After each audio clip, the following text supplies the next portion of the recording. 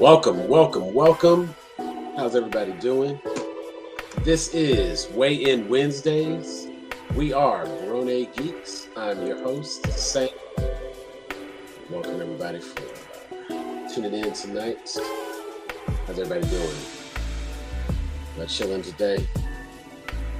Yes, looking like it's probably gonna be me for a little bit, and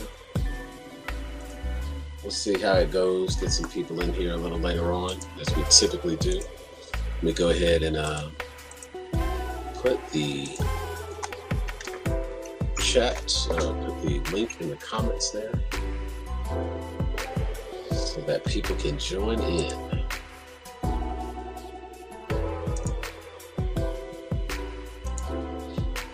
Get everything set and going. Okay, I got all my screens. Hey, what's going on, Taylor?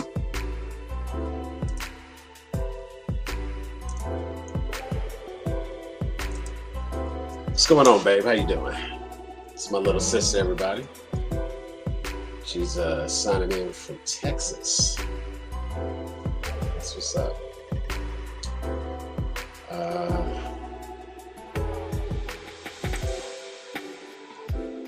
So let's get right into it.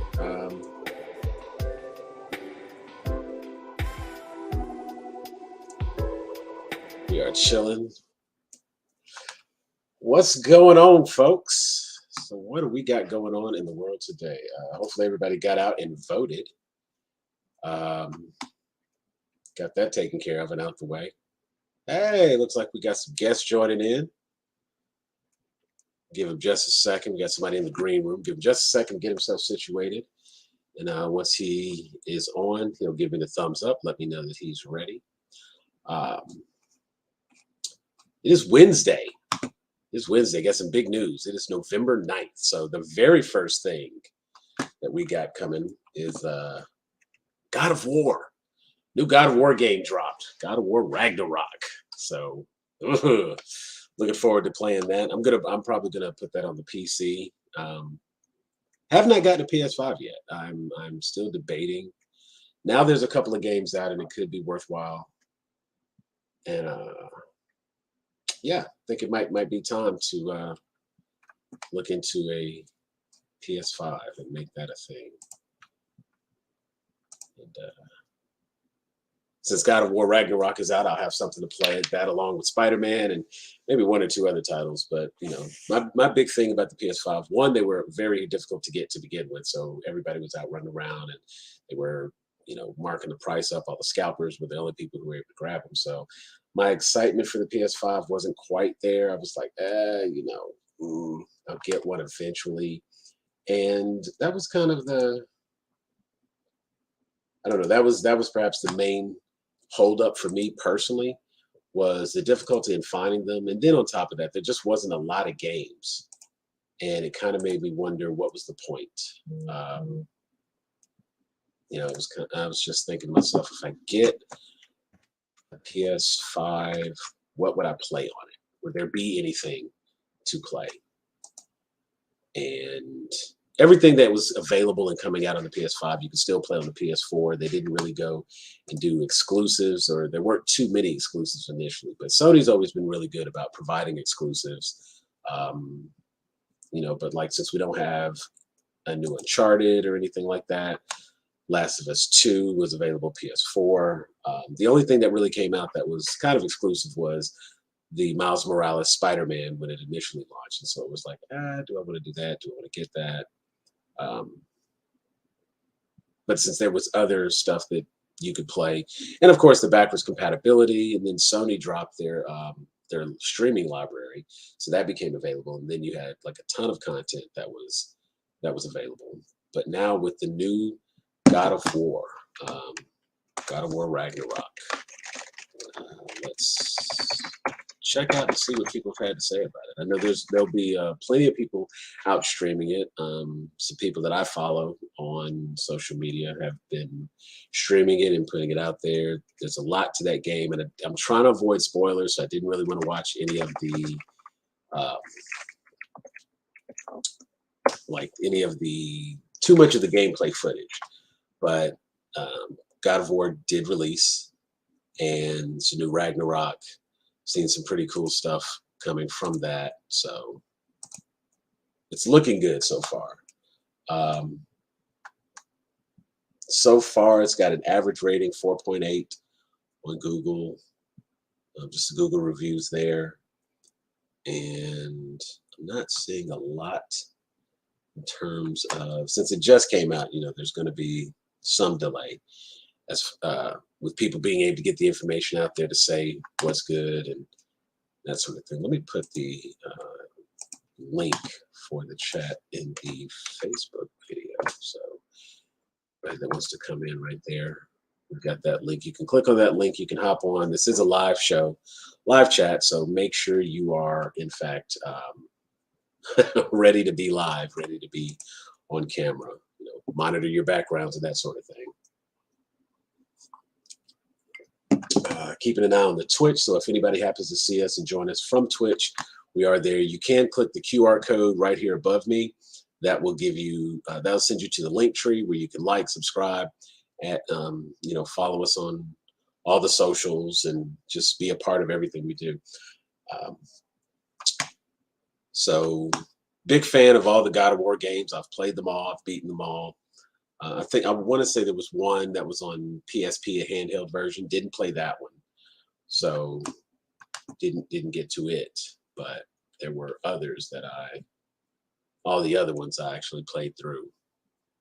So I will be getting this game. I actually already have a code to download it, and I'll be putting it on PC. I'll be doing some remodeling here soon. So my wonderful, beautiful background with everything in it being all cluttered and clustered as it is, I do plan on getting that organized here shortly. What else has been going on? Been watching Titans. So here's a quick recap on everything I've watched recently. So 2 episodes of Titans. When the new season of Titans dropped on HBO Max, they released 2 episodes initially. And I think there might be a 3rd episode because new episodes are on Thursdays. And I do believe there are 3 episodes now available. And I will say, slight spoiler, they introduced some characters on Titans. We've got a brand new Lex Luthor. Titans, of course, being in its own universe, it's not connected directly to the DCEU or anything like that. But since it's kind of standalone, it has its own universe and everything taking place. Just want to check real quick.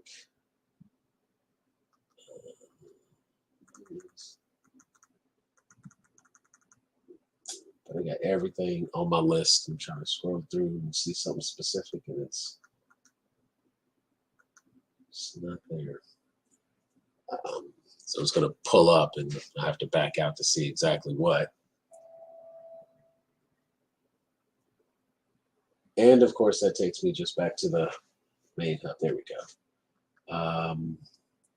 Nope. So there's still just 2 episodes. New episode will probably drop tomorrow because I think episodes are on Thursday for Titans. But it's been a very interesting run. But they came in and they did a full Game of Thrones. So it's like if you like this new Lex Luthor, don't get too attached. I'll just say that. Past that, we dove into some anime this past week. New episode of Chainsaw Man. Yay for Denji. He finally accomplished his goal. And Power, interesting character that she is, she made his dream come true, only for him to realize that it wasn't quite what he thought it was going to be. He's a little disappointed. But he's now going to be, he's got a new goal because his boss, Makima, she gave him some new inspirations and motivations. So we'll see how that works. He's got to go take on the gun demon. And it was pretty interesting the way they tried to incorporate the gun violence and gun laws and gun restrictions and things like that. and how the gun violence came, that demon came out of the West. And since it's anime, of course, they're referring to the US. They talk about an attack on the US, and just the implication of what they were, well, not the implication, but the insinuation of what attacks they were talking about. I thought it was a pretty bold choice, but it definitely made for interesting commentary, social commentary, if you will. Um, but I've been enjoying Chainsaw Man. It's you can definitely tell, but it's by the same people. The production studio is Mappa, I believe, and it's the same people that do Jujutsu Kaisen, and that is very obvious from the music choices, the themes, the way they present the characters together. It's kind of got that Reservoir Dogs look, as everybody's in like the black suits with the white shirts. They're not going with names like Mr. Pink, Mr. Brown, or anything like that. But if you look carefully there, you can kind of see what they're doing with that. And I've been pleased with that. So if you're not watching Chainsaw Man, check it out. Bleach fans have the new anime, I think it's 1,000-Year Blood Arc. That's been released, and the 1,000-Year Blood War, excuse me. That's the new Bleach anime that was actually just released. So they are 4 episodes in. Yeah, you can pick that one up on Hulu. So yeah, Bleach. And so see, yeah, that's the one I was talking about, Bleach. And they're 4 episodes in. I think the last episode was Kill the Shadow, if I remember correctly. And Richard, Richard, I saw you click the link, man. Were you trying to hop in the show? You want to get on here and chit chat with me for a little bit? But yeah, so the new Bleach, that's got some episodes going. It's very helpful to have watched the original Bleach series and such, but if you did not watch the original series, I do still feel that you could watch the current Bleach, kind of keep up with it, and still enjoy the show. You don't have to have watched the original show, but it's always helpful to kind of know what's what, who the characters are, and that sort of thing. Yeah, so the link right there, Richard, if you want, you click it right there at the top, and it'll be available. Yeah, it looks like we're going to have a few people coming on in a little bit, so we'll bring them on once they are up and loaded and ready. What else did we watch? We watched Spy Family, watching Anya Forger, cute little Anya Forger, trying to get her Stella Stars, and we got to see Lloyd take on, let's see, he's Twilight, and so Duskman, I think it was. No, Daybreak. So Twilight was going to be fighting against Daybreak, which was kind of a funny little nod, talking about some of the different movies, some vampire movies out there, wink, wink. And I like that they oftentimes include, the little bit of pop culture references and things like that. But that's a cute little show. If you're not watching Spy Family, that's just a fun show. Watching the dynamic of a super spy, an assassin, a young girl who is a telepath, like she can read minds. They've got a dog that can see into the future. Nobody is who they appear to be, and yet they look like this nice, normal, happy little family. And that's just an interesting show. It makes for some good entertainment there.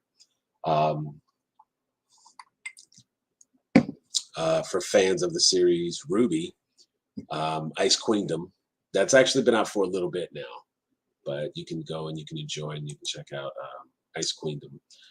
As always, I mentioned I use a service called VRV. Victor, Romeo, Victor. And VRV includes Crunchyroll, High Dive, Mondo, and a couple of other um, like niche anime kind of titles. And it gives access to all of those with a single subscription. So I catch most of my stuff on VRV. My Hero Academia. We are the return of Shikagari, if I can get the names right. But my man with the hand on his face, he's now awake. That has been an incredible series. Deku is finally, not complete cheese. He's not total ass. So he's kind of getting the hang. He's got his powers figured out a little bit. Full cowl. Can you see my? It's my All Might. Actually, there's a bigger All Might right there. That is big old All Might, and that's part of why I got to rearrange this room. I got to find a spot for everything. So very shortly, I'll be changing everything out, moving my backgrounds, and I'll be relocating a primary office into a bigger room, moving everything around, and have a nice, neat backdrop behind me to make it a little bit more presentable. That's the plan anyway.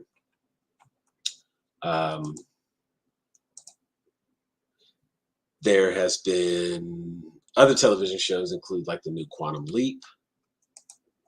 I know there's a couple of people that have been watching that, and everybody tells me that one's really, really good. It's just, one more show I got to add. There's only so many hours in a day. Eventually, I'll be able to get to it, but it won't be right away. I will have to give it a little time to try to get to it. Get some other stuff caught up first, and once I get those things caught up, maybe then I'll be ready to hop over and pick up some new shows.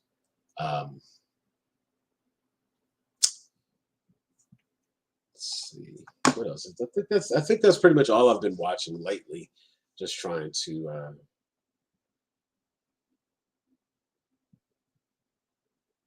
There's just so much. I did. You know what? I did get to do a recap recently. I was at my job, and with my job, I get to meet a lot of people, and I actually met like some really cool people who moved down from I believe it was Pittsburgh, Pennsylvania. I can't recall exactly where they were from originally, but I was there doing work at their residence, and we got to chit-chatting, and somebody was a big Star Wars fan. Of course, you can see there my Star Wars. I'm a huge Star Wars fan. So, of course, that conversation started. And from there, we just got to talk about everything. They were watching Vampire Diaries. They live in Covington, Georgia. And, of course, Vampire Diaries is filmed in Covington, Georgia. And so they were trying to watch the series to get prepared to take the tour. And, since they were going to be able to do the tour in Covington of like all of the different places where filming is done, they wanted to kind of have some insight as to what was what, and have a basis, have that knowledge in place. So we all sat and talked for a little bit, and we kind of covered Game of Thrones. We got to talking more about Star Wars. We talked about Black Adam, which we gave a light review on Black Adam last week because I know everybody hasn't seen it. It's actually been doing really well at the theaters. But I actually think that was a really, really, really good movie. And it's a good way for DC to kind of reset and redo what they have wanted to do in regards to a cinematic universe. Air quoting cinematic universe for those who are listening. Casting was spot on. I was quite impressed, and surprisingly enough, I think the conversation we had came up about superhero fatigue, and so I posed the question to you all: have superhero fatigue, has comic book movie fatigue finally set in? Are we wanting to get away from more and more comic book movies, or are we kind of like me where I don't know that I'll ever get enough because here I am, 44, and I've been waiting my whole life for a number of comic book movies. You know what I'm saying? When I was growing up, we had like Masters of the Universe with Dolph Lundgren as He-Man, which was,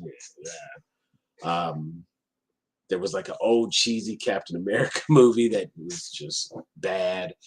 We had, the original Superman movies. Batman came out in '89. We had The Punisher. You had the Incredible Hulk TV show. And so for the most part, it was mostly cartoons. And if you read comic books, you still had some access there. But there weren't a lot of movies. There wasn't like a cinematic universe. There wasn't an MCU.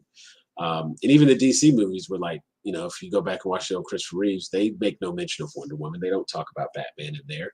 And so everything was kind of standalone. It was just a one-person deal. So when the MCU came around, we've got like 25 movies in the MCU. And as a result of that, that's a lot of movies. And, you kind of see some of the same characters over and over. And that's not bad because there's a story that was being told there. And so when you move forward and you start looking at, I guess I was rambling. I got my brother out here to stop me from rambling, give me somebody to talk to. Thumbs up when you're ready. And so since we only had so much that was available to us, I was grateful for whatever I could get. Whatever was there was always good, and I was happy to have that. What's going on, man? What's going on? Got Southdown Leatherworks in the house. I want to give a quick shout out to Southdown Leatherworks and maybe one of the representatives of Southdown Leatherworks. I want you guys to see this. So I talked last week about a custom bracelet, and this is my custom Superman bracelet to go with all of my other random ass bracelets. That one is also a Superman bracelet, but this is now my custom leather cuff Superman bracelet. Very pleased. Probably need to go ahead and pay for that.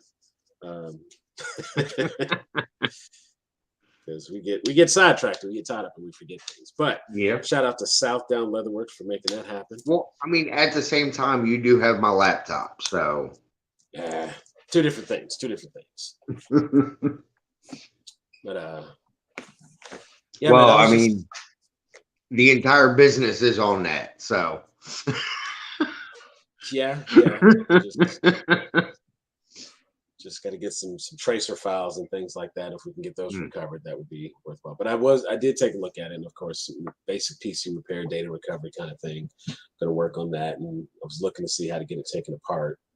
And honestly, I'll see if I can just fix the damn thing. But from my understanding, it's not that it doesn't power on; it's just that it doesn't read the hard drive. So if I can get the hard drive that's in fixed, swapped out, format the one that's there. Hopefully the BIOS has the install files, and I can just reinstall Windows and then drag and drop everything over from the external.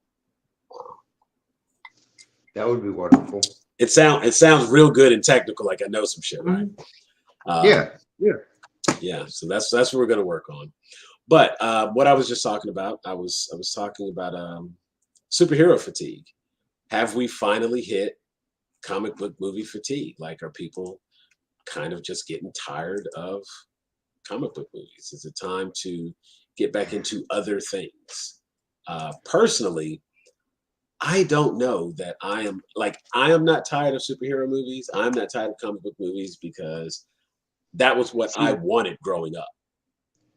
See, I don't think our generation will ever truly get tired of superhero movies, but I do think that we need to start seeing some other stuff come out, because that's pretty much all that's been coming out. It's like we're finally getting to the point where we're getting back out in theaters. We're going out doing stuff. And yeah, we probably do need to start seeing something different. One of the issues with that is the success of the comic book movies, and it's a age-old formula. If it ain't broke, don't fix it. And as Right. long as these movies keep making money and keep doing well, they're gonna keep making those. Let's see, like for example, the newest one, Black Adam, runtime 125 minutes, released on October 21st in the US, released by New Line Cinema, DC Films, $7 Productions, which is, Dwayne Johnson's production company. And the movie had a budget of like 200 million, and it did 300. It's done like 325 million. While it's not like the biggest, it's not like the hugest opening available. But let's see, it was released alongside Ticket to Paradise. It was expected to only make 58. Let's see, projection was 58 to 68 million from a 4,400 theater opening weekend. It made 26.7 mil on the first day, 7.6 from a Thursday night previews, which beat the opening day of Shazam. It did 67 million the first weekend. That's the highest Dwayne Johnson has had in his career so far. Fifth highest opening for an October weekend ever. That's kind of impressive. But did another 27 million on the sophomore weekend, and third weekend dropped down 33% for another 18.3. But I personally think that the draw for that movie is more Dwayne Johnson than the fact that it's a DC movie. Most definitely.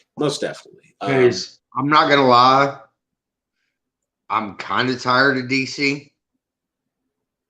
Like, I feel like every time I get hyped about something DC's gonna do, I get disappointed. It never lives up to the hype. I want to see Black Adam simply because it's The Rock, not because it's a DC movie. Well, let me say that there's more good in the movie than just The Rock. And while The Rock is the main draw for the movie, it is very important to talk about Aldous Hodge. Mo Amer was actually really funny in the movie. Pierce Bronson comes in as Dr. Fate, and that is amazing. I mean, of course, Pierce Bronson, most people remember him as James Bond. He's done a ton of other movies, and so it's kind of not really shocking that he would finally go ahead and do a superhero movie. But I'm surprised that hasn't happened faster or sooner. Exactly.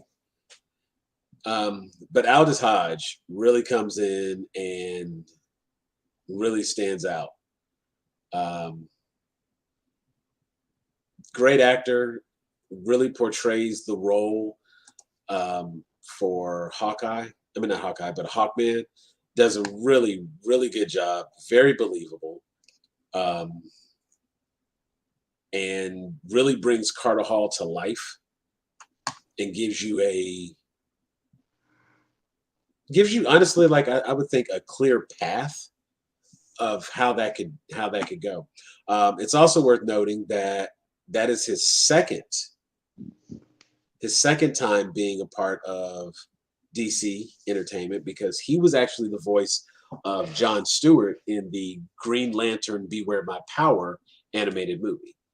So Thought that was pretty interesting. And with his, if he did any kind of background research or anything like that for that role, I think that sets up an opportunity to do more with the Justice Society of America. And you could literally just stick with the Justice Society of America because of the characters and people who have been a part of that.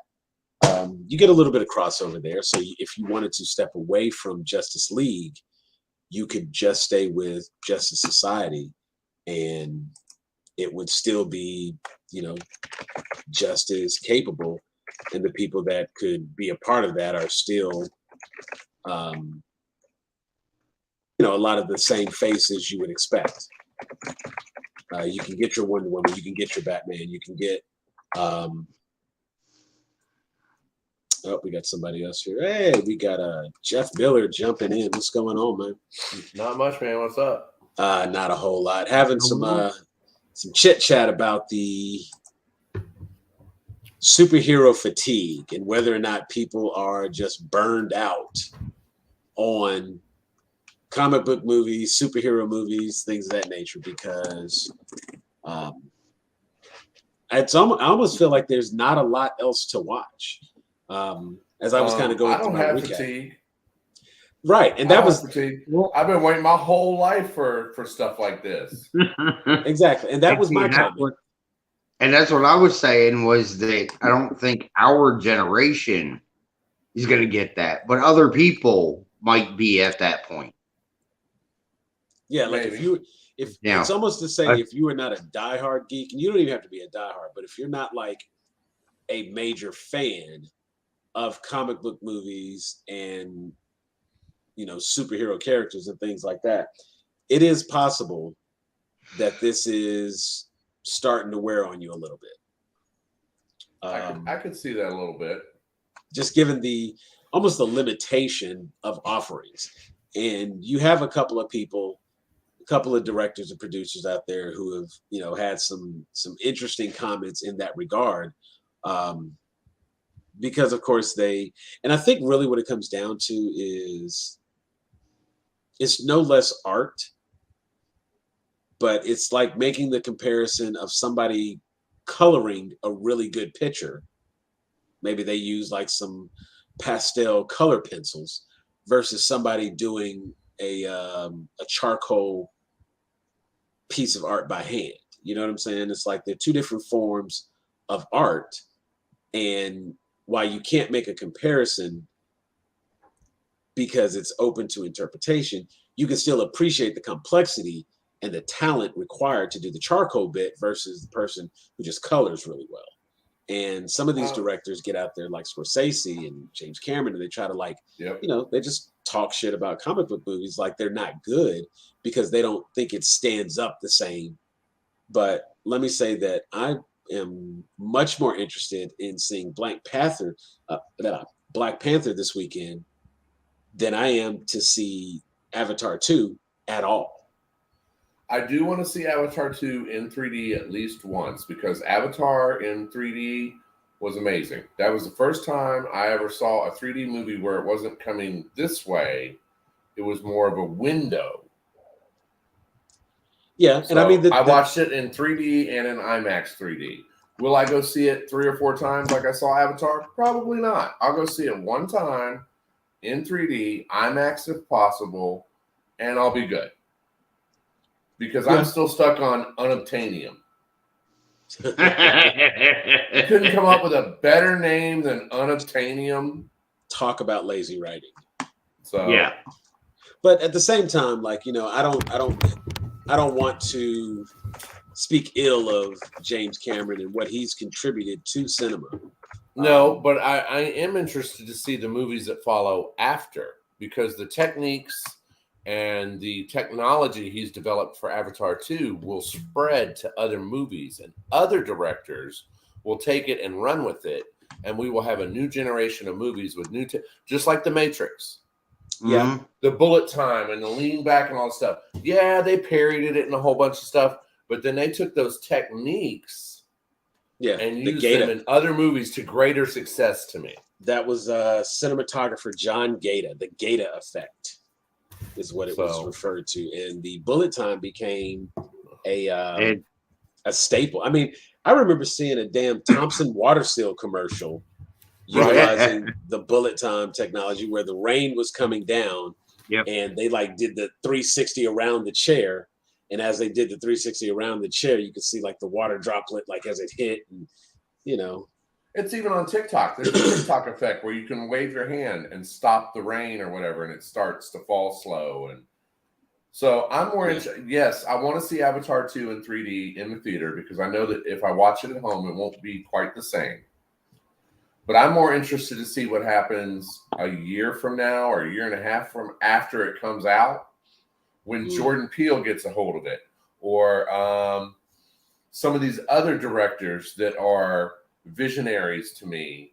I would like get to a see hold of some of his technology. Guillermo del Toro, what he would do with it. Yes. His new Cabinet of Curiosities is, I've only watched the first 2 episodes so far, but they are so good so far. I mean, I've watched the first one and the storage one. Yeah. Really enjoyed that one. And then there's a graveyard one after that creeped me out. Well, I haven't gone what's further. funny is, you know why I even started watching that? Because I was scrolling through, because that's Netflix, right? Right. And it shows all the actors and who all's in it. And I'm like, oh, Andrew Lincoln. Cool. Need to check that out, see what that is. And then Rupert Grint. And I'm like, so I was actually the one with Rupert Grint yet. I went by director on that one. I didn't even care who I was going to watch it because it's him and it's Hellboy, and you know what I mean. Pan's Labyrinth, the whole bit. Like his style is interesting to me. Yeah, but it was like I was actually disappointed because neither of them was in that first one. And I was like, well, why are those the first 2 listed? And I was looking through. Yeah, but they're not in the first episode. So it's like, yeah, but he's got to spread his star power around. There's probably one big star in each episode that we recognize. Yeah, I mean, just looking at the main supporting character. So, just to give a quick rundown of some of the cast, as you mentioned, Andrew Lincoln, Kate Masucci. I have no idea how to say her name, but when you see her, I know exactly who she is. She was a young lady with the real soft voice that dated Raj on Big Bang Theory and tried to sneak out the window because of her anxiety. Oh, yes. I know exactly who you're talking about. Rupert Grint, Sophia Boutella, Crispin Glover, Peter Weller, Eric Andre, Charlene Yee. Some other names we might see here. Ishan Morris, Luke Roberts, F. Murray Abraham. So yeah, it's literally like you would. Let's see exactly what do we have here. I think this is actually going to tell me how to say her name. DJ Qualls is in it. Crispin Glover surprises me because he's notoriously hard to work with. So Nia Vardalos. There's a couple people in it that names I recognize. Yeah, there's some. Sam, before I forget, I have a quick superhero question that came up at work tonight that I need to ask you before I forget. Okay. Superman has I bow to your Superman knowledge compared to mine. Like, I'm a huge Superman fan, but has Superman ever had a sidekick besides Krypto? Had a sidekick? Yes. I have a young kid at my job who's trying to call us Batman and Robin because we work so well together. And I'm like, no. He wanted to get like buttons or a shirt or a hat. I was like, no, Batman will not touch my body, sir. And I explained about Superman. So I finally made him go with Iron Man and Spider-Man as Jimmy Olsen would probably qualify. He's like Jimmy 20. Olsen. I would say Jimmy Olsen. If there was, Jimmy Olsen was given the sonic signal watch which is kind of a big deal because, you know, in a sense, it's not until some other interpretations of Superman down the road that Lois has a way to communicate with Superman at all times. Before that, it is Jimmy Olsen who is given the notification watch. He puts the watch on and it's got like, you know, Superman's screen on and that kind of thing. And it's basically an emergency beacon. Right. I remember. So I was actually kind of mad that they killed him off in the DCU so quickly. Yeah, I was at least hoping to get him one more movie kind of thing, or right. And even like the way they presented him, it seemed like he was going to be, you know, kind of an important person. So, but that was more of an Easter egg than anything. Yep. As far as a specific sidekick, I don't think that anybody really qualifies outside of that little bit with Jimmy Olsen. Okay. Crypto, yeah. I mean, technically, but just checking because we finally ended up going Marvel and going Iron Man and Spider-Man. No, so I would say the closest thing he's got to a sidekick are independent heroes who work under his guise. So his son, John Kent, Supergirl, Superboy, you know, right. The Superman family, if you will, would probably be the closest thing. But that's, you know, and technically there's other people that are familiar with Superman enough. But yeah, I would say Jimmy Olsen is the closest thing you got to a true sidekick because Supergirl is a hero on her own volition. Right. And other people who have worked under his example, Superboy, you know, it's like wasn't really a sidekick. He was more of a protege. Right. And so, and when you talk about people like, you know, Con-El or Connor Kent, being that he was a clone made to replace Superman after the whole Death of Superman series. They just woke him up too early. Right. I mean, they woke him up because Superman was gone, and he was initially designed in case Superman ever died. Went rogue. Yeah, went rogue. So he was basically, that was the 90s hip version of Superman, the young hip version they did. But you know, as he stayed around in comics, he obviously ended up getting put on the Teen Titans and did not necessarily work and tutor under. Even when you go to Justice League Unlimited and Justice League and Teen Titans, Young Justice, excuse me. Even when you go into Young Justice, the character Superboy doesn't really work directly with Superman the way Robin worked with Batman or Speedy worked with Green Arrow, Aqualad and Aquaman. See, Superman is kind of Iron Man and Spider-Man because like I'm 45, he's 20. We work well together. We kind of like intuitively know what each other's doing. Yeah. So I was like, nah, man, I can't do Batman and Robin. Like I can't. I mean, you could do Cap and Bucky. Yeah. I mean, comic book Cap and Bucky, there was a big age difference there. It's, you know, MCU that was the best Cap I could come up with. Best friends and the same, and you know, close to the same age, so that's totally different. But yeah, that would probably be. So I'm gonna say no, technically not a sidekick. Jimmy Olsen's the closest thing that qualifies as a sidekick for Superman. If anybody finds anything different or can correct me on that, by all means. I'm not the know-all. I know a lot, but you know, please, you know, like hit me with the well, actually, you know. Now, did we you know, touch as much on? as I love doing that to you, Sam, that's actually one that I don't, and I've watched so many different versions of Batman, of Superman. It's just, I can't think of a single time where he's had.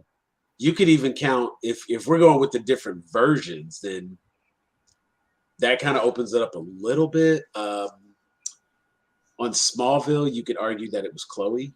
You could argue that it was Pete.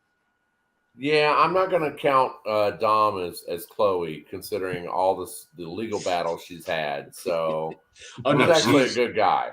No, she's passed legal battle. She lost that fight. Oh yeah, no, I know. So, have we touched on any series finales? Like, I know I've been missing some calls here. Like, Rings of Power is done. House of Dragons is done.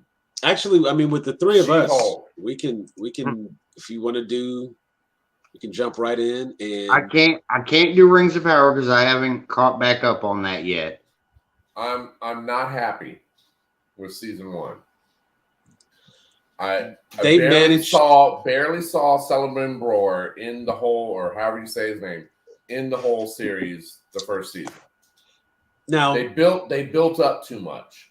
House of Dragons, I'm happy with. Oh yeah, House of Dragons was phenomenal. Oh, that was a brutal finale. Is that my baby? Hey, baby. Hello, hello. So you at least got to come poke your head in and say hi.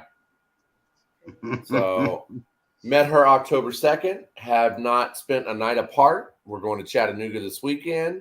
Okay. Everything has been firing on all cylinders. Like, yeah. She's current on all Marvel stuff for the most part. Okay. Yeah. That was one of the boxes that got checked off. That was a nice little vetting question. Okay. Oh yeah. So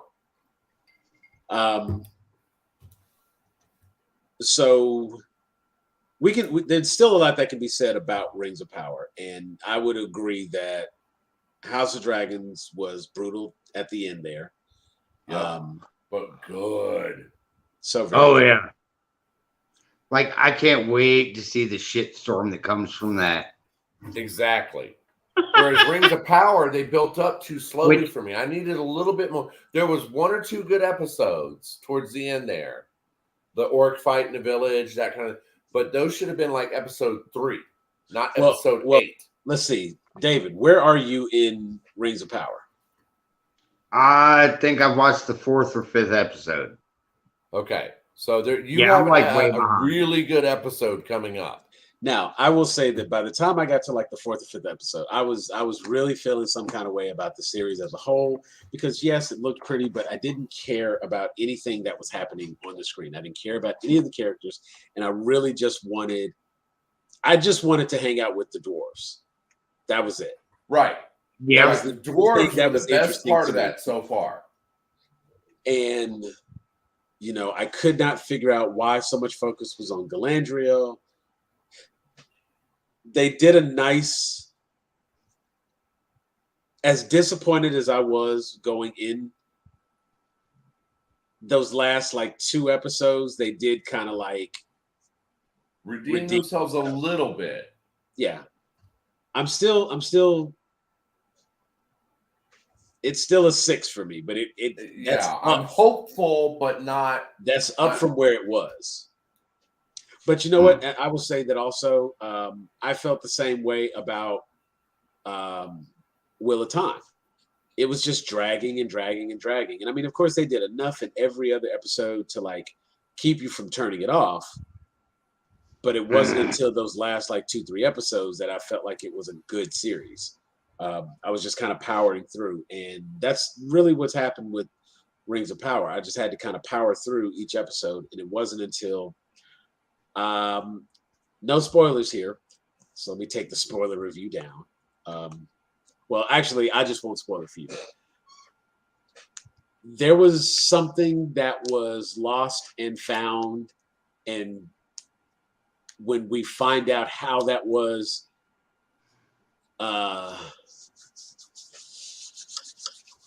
when the son came back in contact with something, that was like, and then from there forward, it was just go, go, go, go, go. The scenes that I did get with Celebrimbor were very good. They were too short. They were very good though. I needed another 10 minutes with him. I needed another 20 minutes with him. Nah, he's gonna feature heavy in the next series. Yes, in the next season. That's my problem. Yeah. Is that they left a lot for the second season. Like you can tell that they have a 3 or 4 season arc for this. And Well, I'm that's the here way for they have it. it Don't planned. get me wrong. I'm going to watch all of them. But I needed a little bit more in season 1 for our, like you were talking about earlier, for the casual geek. They needed a little bit more in season 1 to hook them better. Yeah. Us hardcore, we're going to watch it regardless. True. So we And may I take will our say time that's- getting around to it, but That's something that I think makes a difference. They put these films out and they're trying Baby, so where you hard at? to please the uber geek. They forget that the casual geek is the one that you have to hold on to. Because even if it's bad, I'll finish the series just so I can talk crap about it. Right. I'm the same way. If we switch over and look at the way House of Dragons came in, they I'm did sorry, the right Matt thing. Smith. I mean, Yeah. he made so. Not only that, they started strong, they ended strong. They did. I would say the worst they had was the little dip in the middle that people were having difficulty kind of following because of the time skips. Right. That was for me. That was the biggest thing was the time jumps. Yeah. Now, to me, if they had extended the beginning like another episode or two, stopped it for 6 months, came back with a season 2 that had the time jump. Like instead of just doing the time jump in the middle of the season. I felt like they should have started with like a 2-hour opening movie episode kind of thing, like a longer episodes, and then proceeded from there. Because I feel like we'd be a little bit further in the story. Like the first episode of season 2 or the first 2 to 3 episodes of season 2 should have been in season 1 for Rings of Power. That would have been a little bit stronger. Well, start with a 90-minute episode. Start with the first 2 episodes are 90 minutes because Rings of Power, it's Tolkien. He's long-winded. There's beautiful vistas. Like watching Galadriel climb the mountain and being in the ice and all that stuff. That should have been the first episode or 2, not episode 3 or 4. I feel like they stretched it out too much. And how do y'all feel about the fact that we have to wait till 2024 for season 2 after? I'm mad about that. I'm mad about Cavill departing Witcher. Which I want to talk about that too.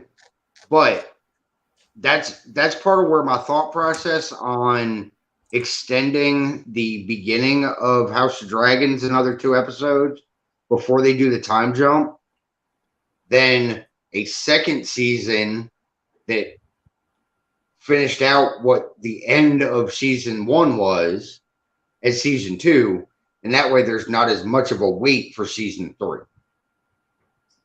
I was into young Rhaenyra. I was feeling her. Like I would have liked to have seen more of that story progressing, but they just like cut it all out. You gotta come poke your head in and at least say hi. But at the same time, I can kind of see because she was a little younger, and some of the stuff that had to happen couldn't have happened. This is Sam. This is David. This is who I'm usually talking to every Wednesday. There you go. Hello. So she's over here every night. Right. All right. Proof that keep looking for a hotel for me for Chattanooga, and when I get off, we'll book the hotel. So, I mean, if you need a moment, brother, like, do what now? I mean, if you need a moment, brother, like, oh no, we good. Okay, I just saying. I gave her the heads up before I was like, I haven't been on the call last. I need to be on this call for at least a little bit. It's these 7 a.m. to 10 p.m.s that are kicking my ass, not her. Understood. So, she thought that was funny. Oh, I'm not. Oh, okay. Well, watch this. Yeah. No, wait till I sign off later. I'm sure she gonna be making some motions later off camera. That I'll be like, guys, I gotta go. I gotta go. Understood. So right. Now, as far as the layout and the plan for the series, the episodes and whatnot, although, like, what is the gap between House of Dragons and Game of Thrones? It's like that's only like 200 years, right? 178, 198, something like that. It's just right around 200. Just shy of 200. Okay. So while there are a number of things that have to be covered and have to happen, we also can't necessarily take the chance on 3, 4, 5 seasons.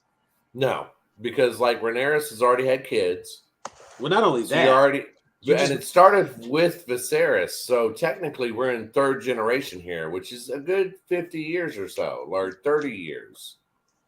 Well, I think the bigger issue is if you are the creator or if you're the person who's in charge of House of Dragons, yeah, of course, you hope for a bigger paycheck and you want to have 10 seasons if you can flesh it out. But you have to always write the story in such a way that if this is it, if this is where we stop, does the story make sense from here? And so you have to get to a certain point by the end of the series. You have to get to a certain point because, like, okay, if you take the House of Dragons as is and you say, okay, we're not getting any more seasons, we're not getting any more House of Dragons. We can look and tell that, we would all be pissed. But you can still kind of like connect the dots in between that.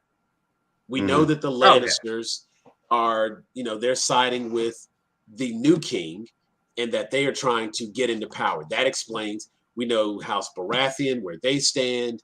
We know House Stark is up in the north and they're neutral, but they're also siding with Targaryens. That would explain how, moving forward, how Jon Snow why that would even be a thing and how that came about, because Ned Stark was friends with one of the Targaryens. You see what I'm saying? So it's like, can I make a prediction though?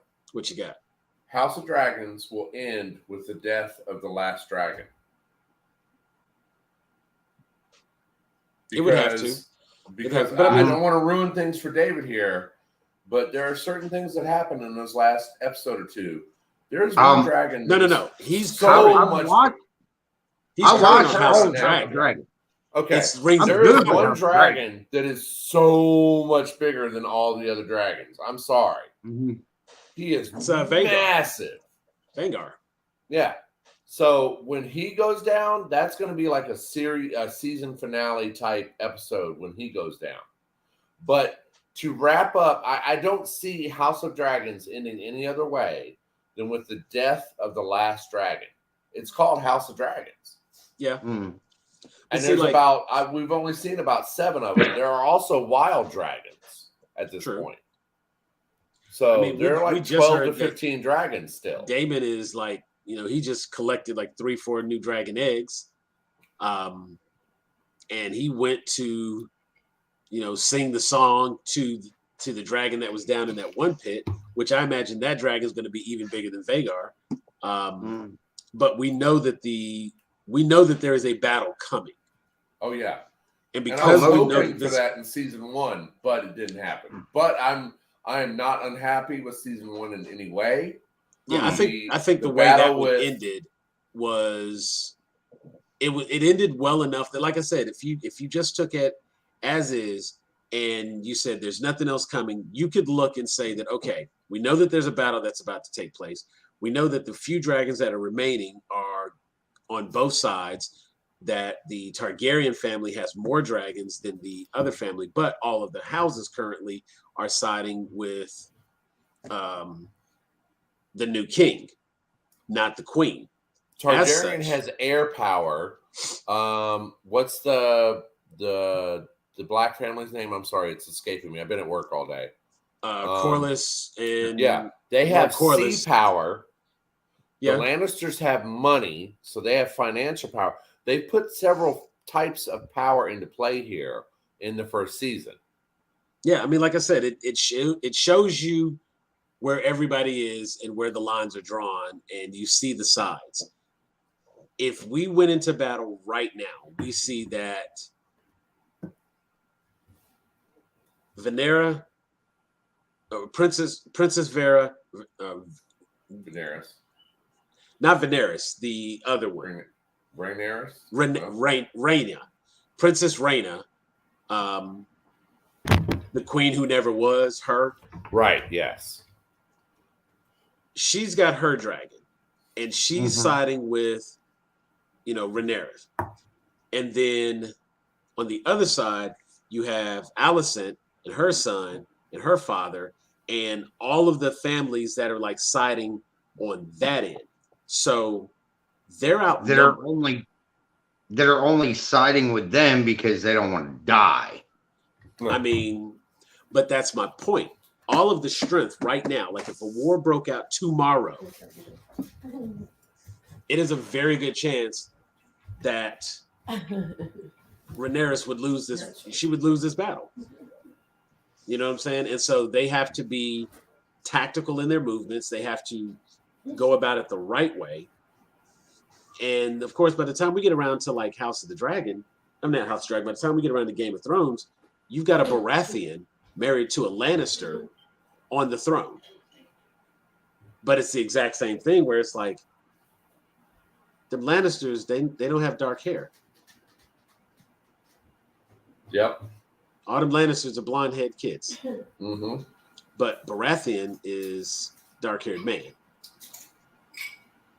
So, but we already know what happens and why nobody's saying anything and why nobody talk smack about Joffrey, because obviously talking ill about the king or the queen you can lose your head quick.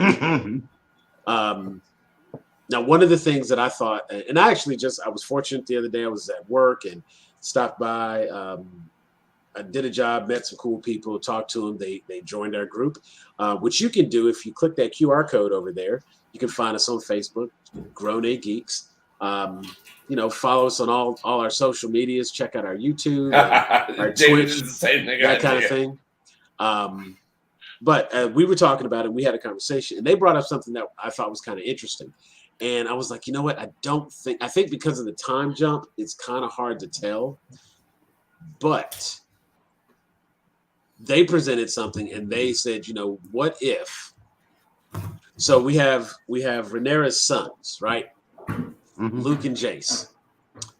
Well, now we just have the one son, R.I.P.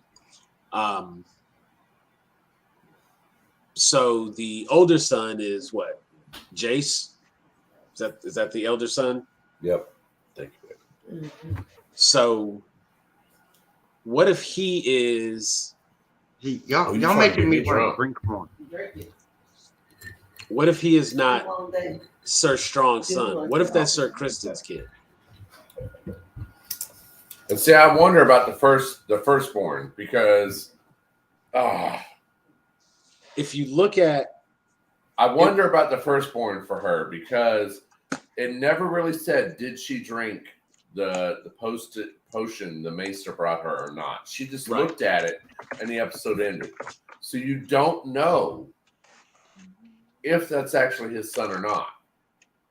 But he has dark hair, just like the second one. And then the whole eye thing, there's some shit that goes down in the last couple episodes that sets the tone for that final episode that I was like, all right, I was literally turning my phone off.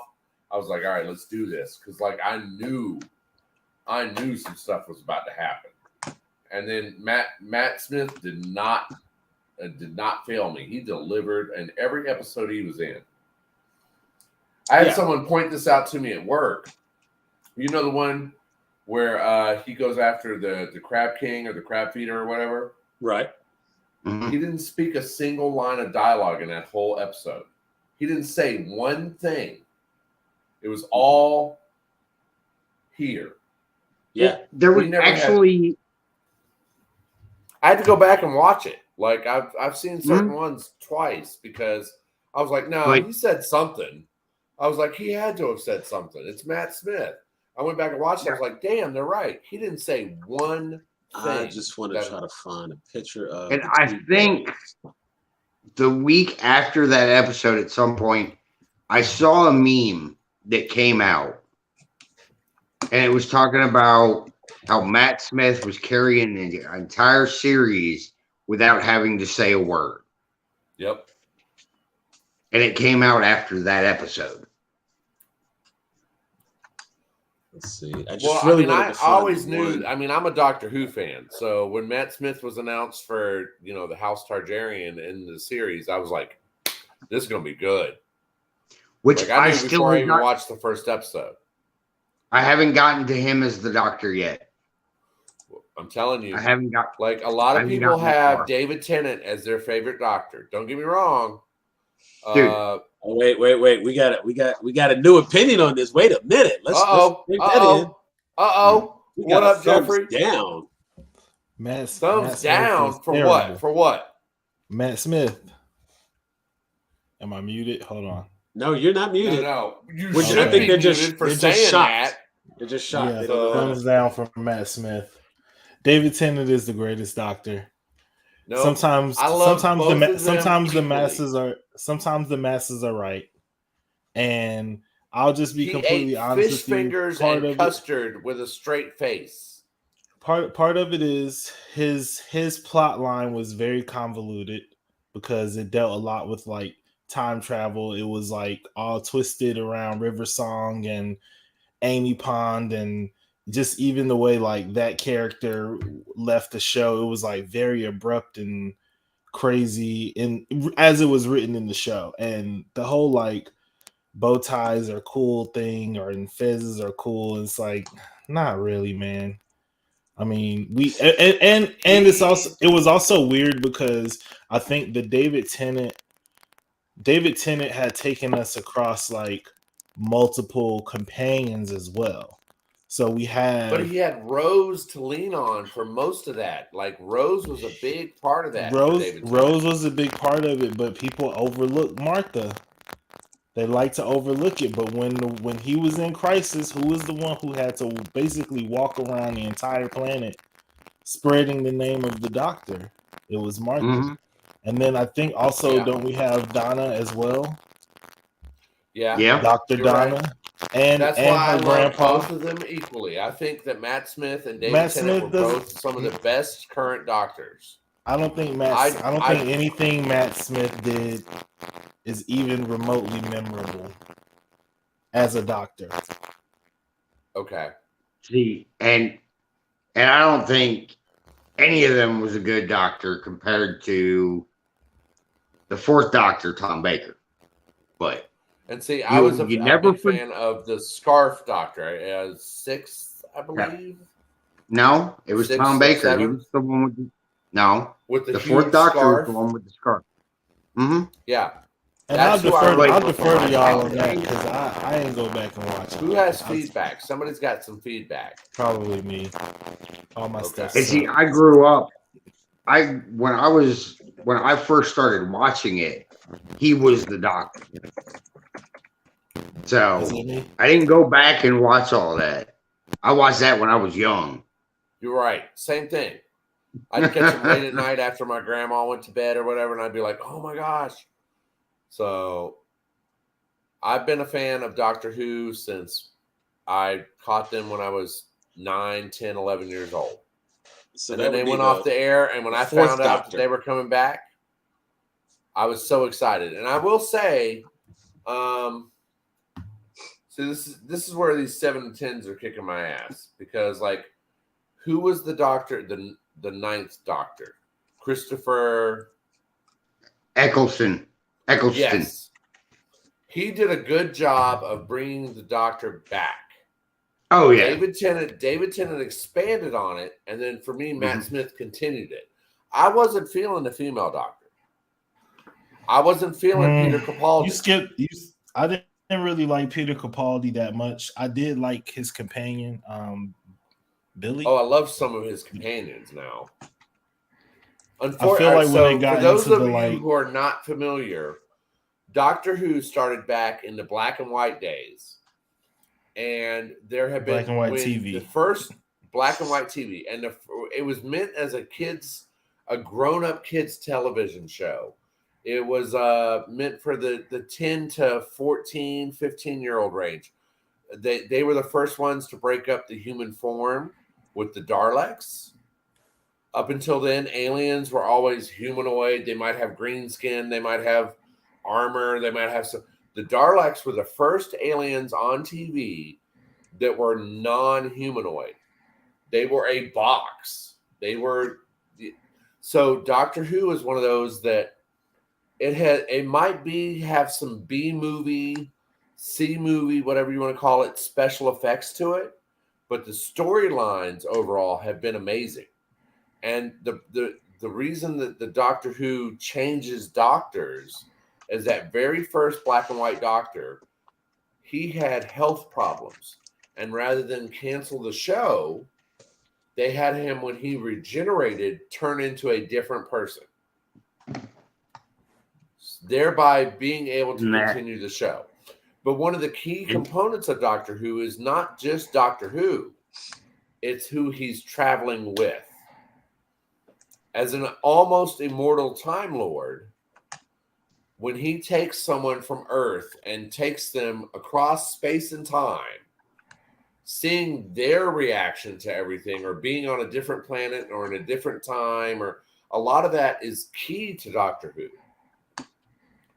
So to see Donna or Rose or what was the black girl's name? I'm sorry, I'm Martha. Really tired right now. Martha.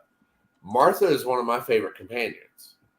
And to have some of the episodes in her, like the haunted house one, the one where they're stuck in the hospital, some of those were some of my favorite episodes. Yeah. Doctor Who is an amazing show that spans literally 50 years. It went away for TV for a while, but it continued in comic book or manga form for quite a few years. It has never actually stopped producing new material. It has literally been around for like 50 plus years. Yeah, started in black and white TV and is still on TV today. They tried bringing it back in '96, and that didn't work. But then when they brought it back with Eccleston, it freaking took off. He did a great job of that first year was pretty slow though. Yeah, but a lot of people don't give him credit for the amount of stuff he had to bring back. Yeah, he was like, I don't think David Tennant could have done it. David Tennant couldn't have done what he did. He did a great job with Rose. And they had different roles, you know. Like Eccleston was kind of like he was a tour guide. You know what I mean? Like it's like you go to a beautiful island and everybody there has like different jobs, but they all the doctors. So Eccleston's like a tour guide. I'm getting you in, I'm getting you out, I'm hitting you with the facts because these are all aliens that are going to keep coming back. These are all characters that we're going to keep meeting again. So even though I'm not going to be here, I want you to know all these facts so that you can. These are the like tent poles that we are weaving the universe around. Cybermen. Then you can bring in Then you bring in David Tennant, who can handle the emotional weight. Yeah, the emotional weight of basically being like, I know you're in love with me, but like, it's just not gonna happen because that's not my get down. But not do it in a way where he's like a jerk and like makes you like hate him as a character. And then like I think part of the reason why Martha gets overlooked is because she comes right behind Rose. And that was such an emotional like departure. The resolution to that was like, I mean, I was crying. I remember where I was when I watched that episode the first time. I shed a tear or two. Someone was cutting onions that night. So it was like it don't matter who would have come behind that, because it's like Sam, you might get this if your homeboy and like his old lady like don't work out and the wives are friends. Like you don't want to see him bringing the new chick around. It's like when you having a barbecue, it's like, look, bruh, we're not doing that. Like you're not about to blow my spot up. Right, make it real uncomfortable for everybody. We're not doing that. Right. Yeah. So it was like Martha was just like in a tough spot. And because I think the character was written kind of similarly to Rose, and just that she's like young, attractive, headstrong, like speaks her mind. They're similar like character archetypes, but then like Donna was like so different. It's like Donna is like the last person in the world anybody would ever choose to like travel space and time in a phone booth with. And by the end, I was like, actually, I am gonna miss Donna. Like I hated her. I literally stopped watching the show for like 3 months. She was a little hard for me to swallow as well. I'll admit. But she definitely grew on me, and I think it improved. The episode when they went to Pompeii, and he was basically trying to help her understand. I don't know what the rule is, but basically his prime directive, which is like we can't interfere in like these fixed events, which is kind of crazy because there's a bunch of episodes where they're like interfering and stuff, but it's really like you're interfering because there's like some presence there that you deem not supposed to be there. Right, because there's another presence that's already altering the timeline, and he's trying to stop it. Right. And Sam, so I know that like Danielle Fish now. I'm looking at her now. She got the Sam. It's one of those series that I highly recommend to you, like right up there with Star Trek and Star Wars, because like they even bring back Harriet Jones, who is from the original shows back in the day. She's like one of the most popular companions. She's like the Rose of her day. Yeah. Gotcha. It's one of those they like show her as an older woman, and she meets the doctor again and talks about her experiences and all this stuff. Because imagine like, all right now, Sam, you're sitting in your Superman room. Right. The phone booth shows up. My TARDIS. And right, the TARDIS. And he steps out and says, "You want to see something?" No. don't say that. So like, no. You need a better opening line. The doctor showing up in the TARDIS is almost on the same level as Jumanji or Zathura to me. Right. Where I would at least play it once.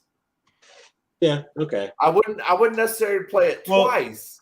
Well, also though, it's because when he does encounter his like future companions, they're already like wrapped up in whatever it is, and he's usually trying to help them like get out of it. And it's like, okay, well, if you make it to the end of this mission, if you want to keep going, you can. If not, you can get out right here, go live the rest of your life. I like there's the one episode where there's like it's not like an AA meeting, but it's like a group of people who have all like seen and like encountered the doctor, and they just like get together and tell their stories of when they met. That's the kind of like world building where you're like, you guys are taking very special care with how you construct this, because you have to. It's like space and time, and it all gets messy. Now, Jeffrey, as a Doctor Who fan, you have to admit that Stephen Moffat,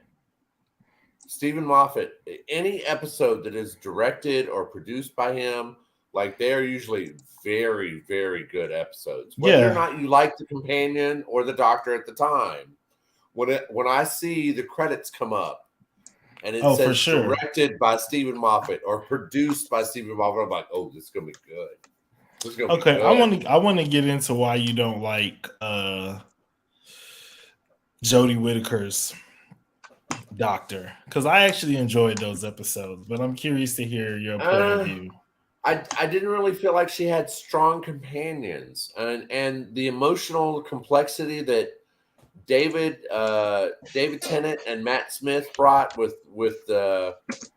Pond, and I mean, because like Pond touched on the what do you call it?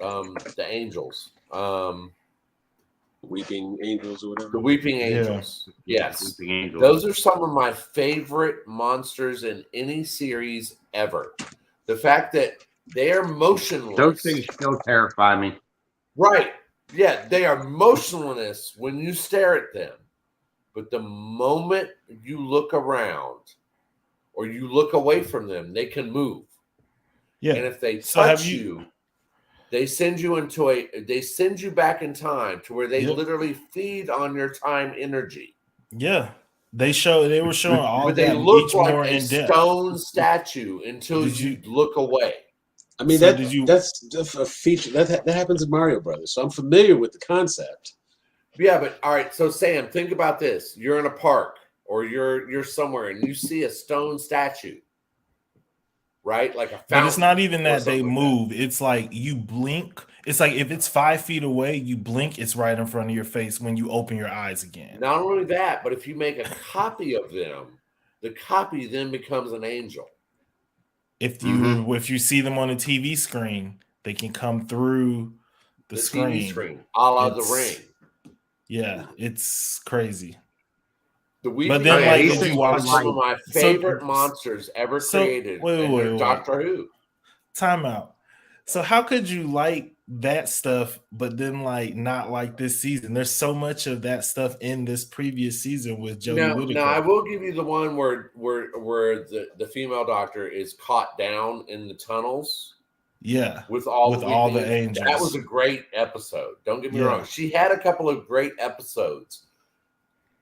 David Tennant and Matt Smith, to me, had better seasons than Jodie Capaldi had great episodes, or Peter Capaldi and the female doctor had great episodes.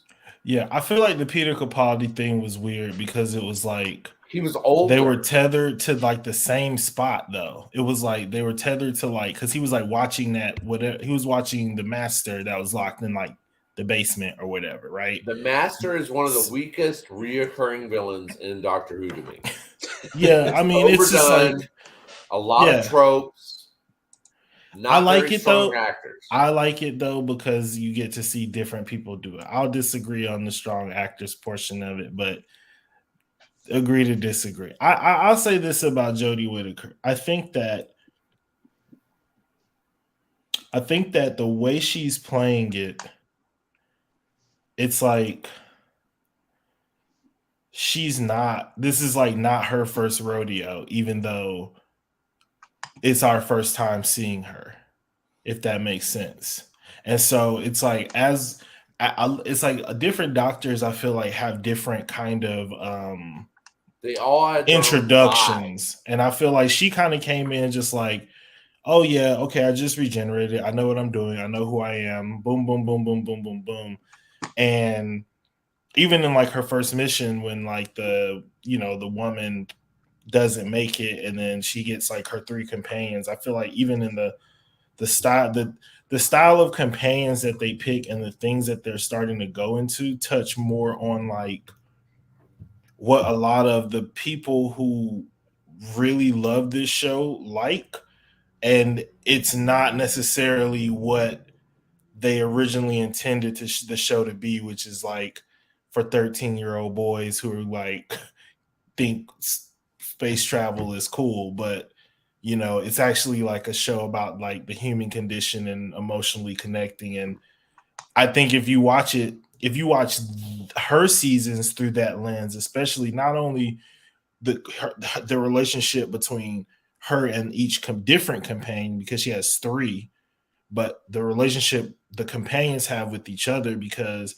at the heart of it, Doctor Who has always said that the reason why they care about the Earth is because, human beings are the most fascinating creatures in the universe. They're the most resilient. They will withstand anything. And you really get more of a sense in these seasons of that being true and starting to like see that. You're seeing human companions like going off and doing missions apart from like the doctor, and then not always just be like, oh no, what's going on? I need the sonic screwdriver to come in and like save the day. So I think that it's I do understand why people don't necessarily like it, because I do think that there is like a really big shift in theme from what David Tennant and Matt Smith were doing to what Peter Capaldi do. I mean, Peter Capaldi's whole arc was about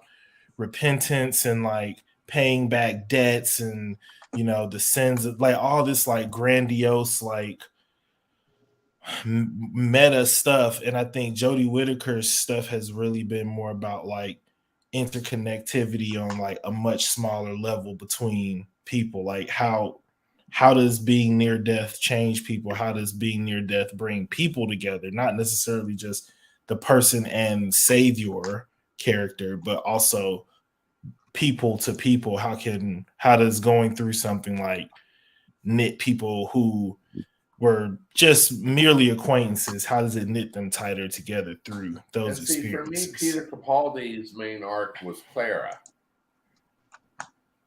And I think that's one of the reasons I love. But that was like but wasn't Clara like, didn't she overlap Matt Smith? And she a little bit, but the whole reason I love Matt Smith is I'm a huge Vincent Van Gogh fan. And for him to grab Vincent Van Gogh and bring him forward and have what's his name explain how Vincent Van Gogh is one of the greatest artists of all time, and like I literally teared up during that episode, and that's hard for me to do. So each Doctor, that's the cool thing about Doctor Who to me, is that it has been on so long and had so many different versions that, like, for me and David that grew up watching it, the Scarf Doctor is our Doctor. But at the same time, we love David Tennant. We love Matt Smith. We love some of these later Doctors because it's the same person, but they have this slightly different personality and they bring something different to the role that I don't feel that Doctor Who is one of those few shows that can switch main characters. And this is why I'm mad about Henry Cavill leaving The Witcher. I don't feel that Liam is going to be able to replace him. Doctor Who is one of the few shows that can switch main characters and either due to an overlap in companion or an overlap in the emotional connectivity of the storyline can still connect with the viewer. Yeah. To the point where you want to continue watching. Well, just based on the concept there, it's okay. So has anybody watched Altered Carbon? I tried. It was too hard for me to follow. Okay. And wait. What was it? Wait, what is Altered Carbon is where they download their consciousness onto a little disc, and you can basically take that disc and load it into any body, like any physical. It was a live action show. Yeah. Okay, I thought you were talking about. There's a Joel Kinnaman. Joel Kinnaman was in the first season, and in the second season was Anthony Mackie. But no, I thought you were talking about. Oh no, go ahead. You finish. As I listened to, the point you're making about being able to switch out the main character, the idea is that the Doctor, for whatever, and educate me in my ignorant moments here, but when the Doctor completes his mission or dies or is no longer, he himself is regenerated, reincarnated. Basically, when Doctor Who receives enough terminal damage, instead of dying, what he does is he regenerates into another body. Okay. Be it male, female, whatever. Right. No, I mean, like I play video games, so I get the concept. After his HP drops to 0, he doesn't die. You hit continue, and he starts off in a new body. Yeah, right. In the same play. Now, in the game, that part right there is go back where to the beginning. Right, you got to go back to the beginning, but you have the same companion that you acquired. You go back and you get that companion. That's your checkpoint. Same equipment, brings you back up to speed. Now it's almost roguelike. Because you have a new character, you have to make the adjustments based on this character versus that character. Because that's a known quality going in, it's a lot easier to accept the differences in these characters. That this Doctor is not going to be the same as that Doctor. And honestly, I think if they were going to those times where you might have something specific about the Doctor that carries over outside of just his knowledge, but like a personality quirk that carries over. Because, I've seen some clips. I've not watched all these episodes, all these seasons, but I know there's a scene where Matt Smith and David Tennant are basically shadowing each other, having a mimicked moment where they look like they're doing the exact same thing because they're the same person, essentially. And like you said, because there's that whole moment of time travel, they both show up. They do the whole Spider-Man thing where they're like pointing at each other, and that plays out. When you have multiple people playing the same character, it can go one of two ways. It can either work out really, really well because each person attaches to something that defines the character and takes that defining trait and makes it their own. Because that trait exists in both people, you can see it and you can see the same character. The other thing that happens is you recast and you have somebody either trying to mimic the performance of the previous person and that doesn't go well, or they do it completely different because they look different, and we just have to accept that that's been the character the whole time. That's, I think, what you're talking about. That's James Bond. Right. Your James Bond It's like every situation. James Bond is different. We accept that they're different, even though it's the same person. I mean, people are trying to rationalize it now with this, like, James Bond is a code name. It's not his real name. It's like, who cares, man? Like, no, they've actually, you know, the funny thing is that was a theory that was out there for a long time, but Barbara Broccoli came out and was like, no, all this is one person. Yeah. It's not a code name. That is his actual name. It's one person. So it's like, oh, well, that's no fun. Good. I mean, well, how are you going to have a code name and a code name? You already 007. Right. But see, but I mean, at the same time, it's like my man just throwing the name out there like, you that arrogant, dog? I mean, I'm here. That's what I would say. I'm still here. You know what I'm saying? It must be working. It must be working. But with the show Altered Carbon, you have Joel Kinnaman, who was, you know, Colonel Rick Flag from Suicide Squad, for those who are trying to picture who Joel Kinnaman is. Yep. And then you have Anthony Mackie, Falcon, Sam Wilson, new Captain America. Those two actors portray the same guy. And in season 1, this is Joel Kinnaman. He goes through, tells his story, goes through his season. Season 2, Anthony Mackie takes on the same character. And because of the way a person can be revived, life support, the whole not, like, you are basically on this little chip. It's about the size of a poker chip. It glows. That is who you are. And you take that disc, you put it inside any other body. As long as that disc is not destroyed, you still remain. So definitely a cool concept in terms of, you know, being able to upload and download consciousness into software and that sort of thing. But you accept that a person can be the same person even though they look completely different. And there was like a scene where there was they were having a celebration, and like, because of the way death works in this society now, as long as that chip doesn't get destroyed, you can always come back. So they go and they're going to bring grandma back for the holidays, and in bringing grandma back for the holidays, they get a body and they get her chip. And when they bring her chip and put it inside this body, they put grandma's chip inside like this. I mean, think of like the cliche cartoon, or not cartoon, but the cliche comical biker guy. They put grandma's chip in that. So you got Bam Bam Bigelow sitting around here talking about when he was a girl at 15 and his quinceañera and that sort of thing. But by having the character show us those similar traits, it gives us that clear idea that this is the same person.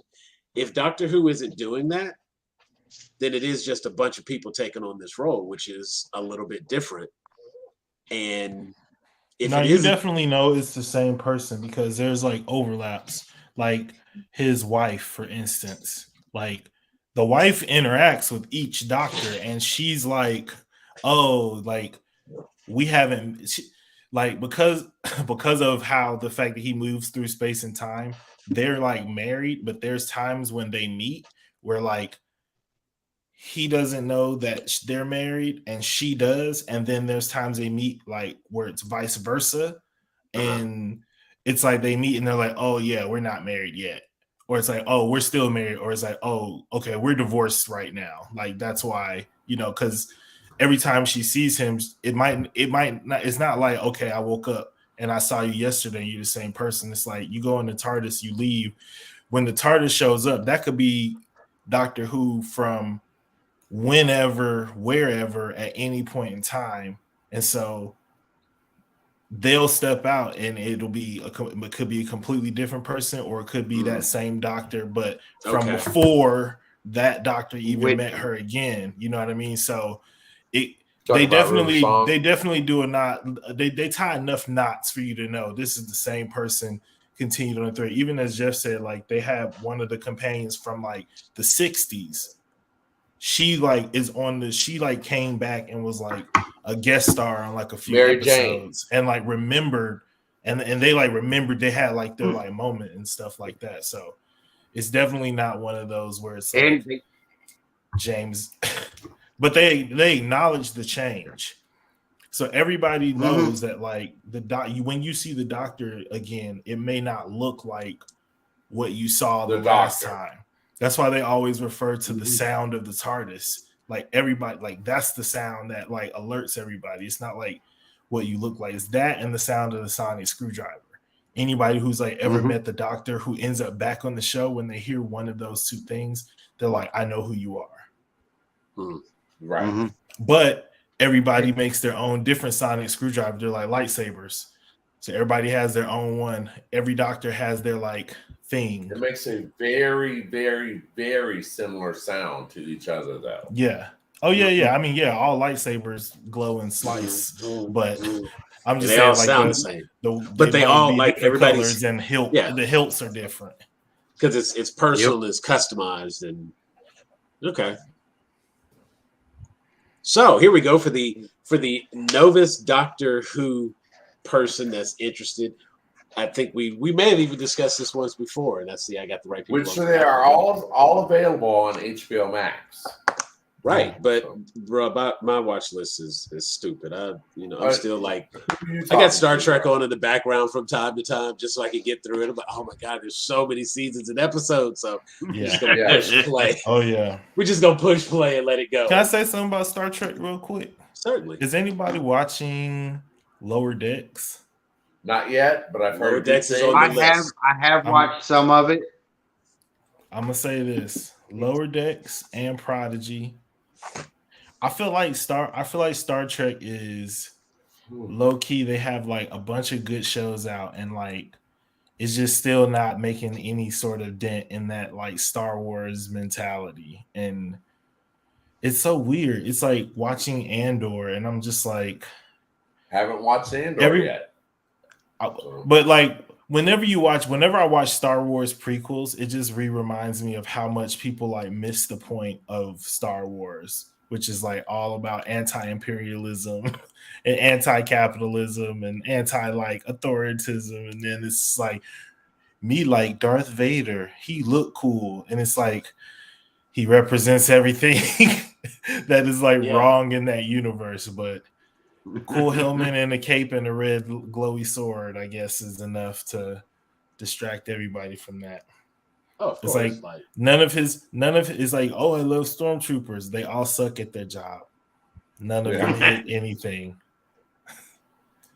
For me, Darth Vader, my two strongest moments with Darth Vader are, of course, Return of the Jedi, Obi-Wan, three favorite, and then the episode or the part in Rogue One where he comes in and just decimates everybody with the red hallway. Yeah.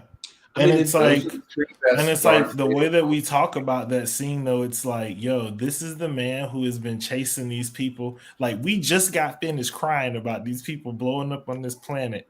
and then you see this red sword, you're like, oh yeah, fuck him up, Darth. I mean, the funny I'm thing with is, him.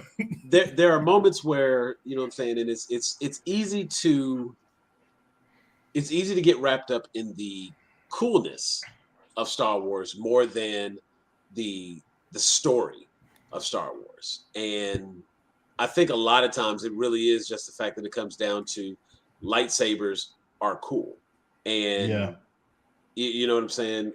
When people talk about like there was a post that was up the other day and we were all kind of laughing about it. And it's like I'll summarize it. If your favorite characters are, and it goes down a list of all these like toxic characters and things like that. And while a lot of the characters were fair assessments, it's things like, we idolize these people because we try to put them on this pedestal to be greater than they are for some reason, when in fact, these guys are mostly assholes.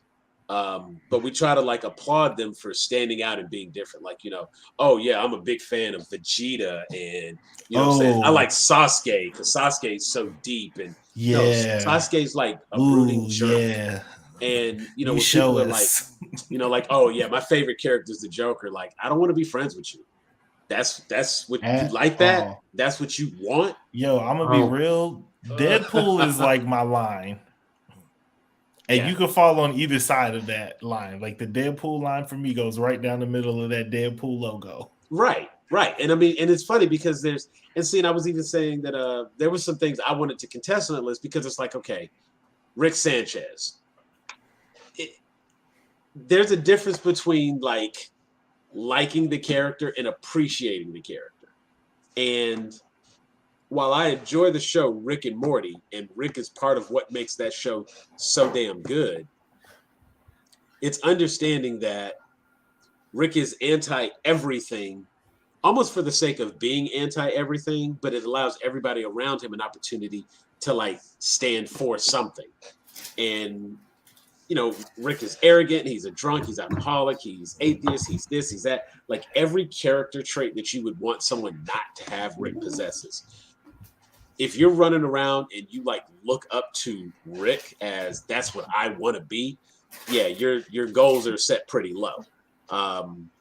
But understanding the character Rick and what he does for the show, you couldn't have another character other than Rick to bring the humor that they bring into that show. And he's a very meta kind of character.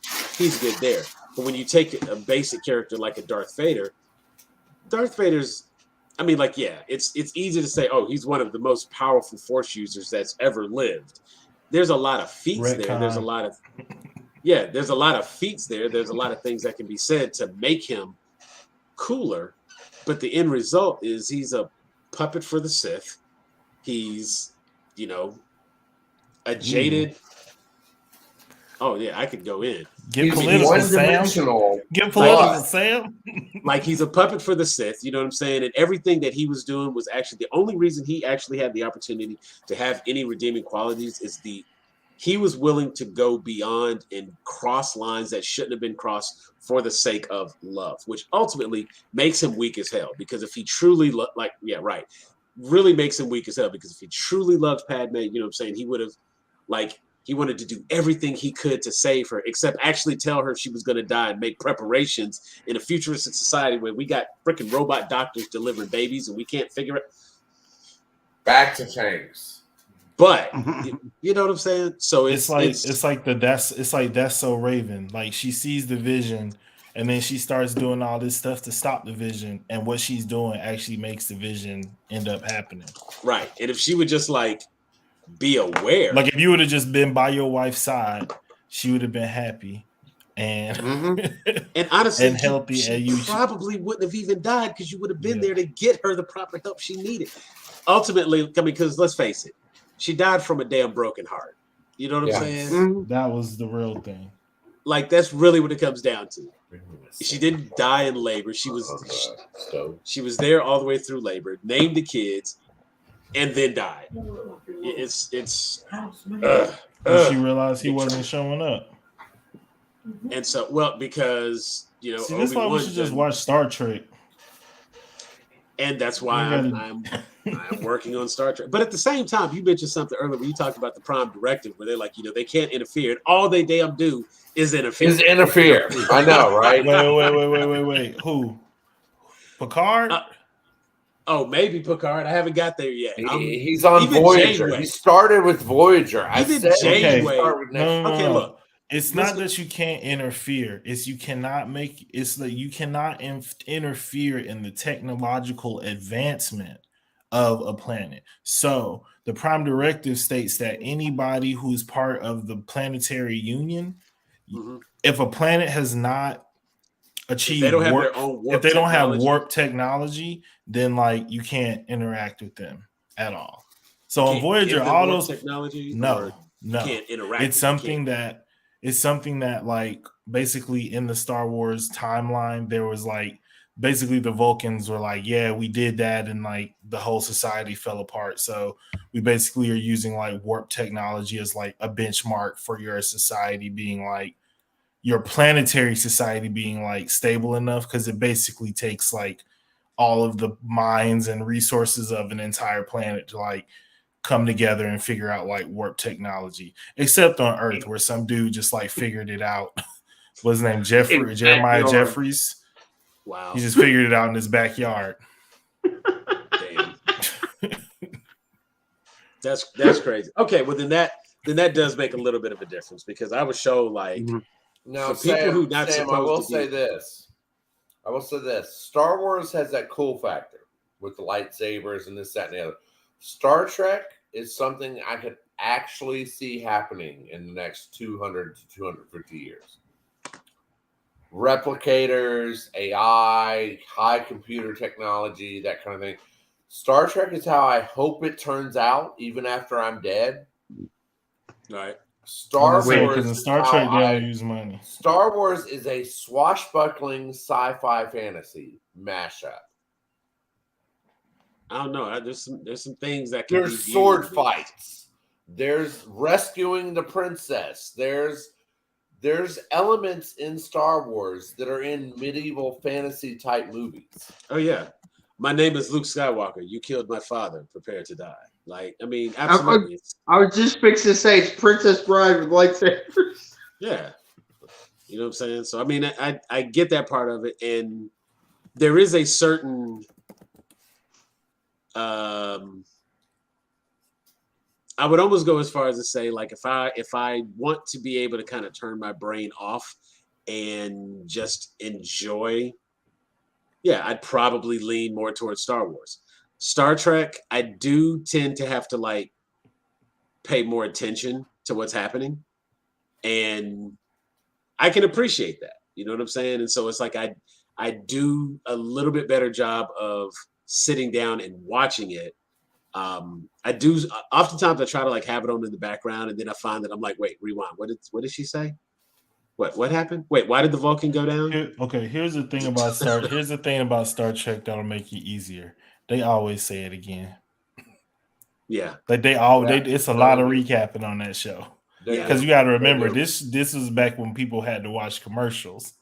So it's like we said this 30 minutes ago, and there was 2 Papa John's commercials in between that. Like nobody remembers exactly what we're doing. So let's get in this boardroom, recap our plan again, and then we're gonna get to the action. I think one of the episodes that stood out most for me recently was it was about 4 or 5 episodes ago, but one of the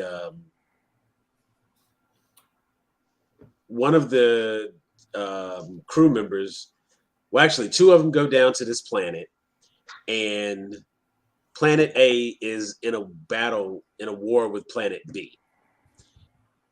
They get down to Planet A, and everybody has this visual recording. They like that. Everybody in that society has like a visual recording.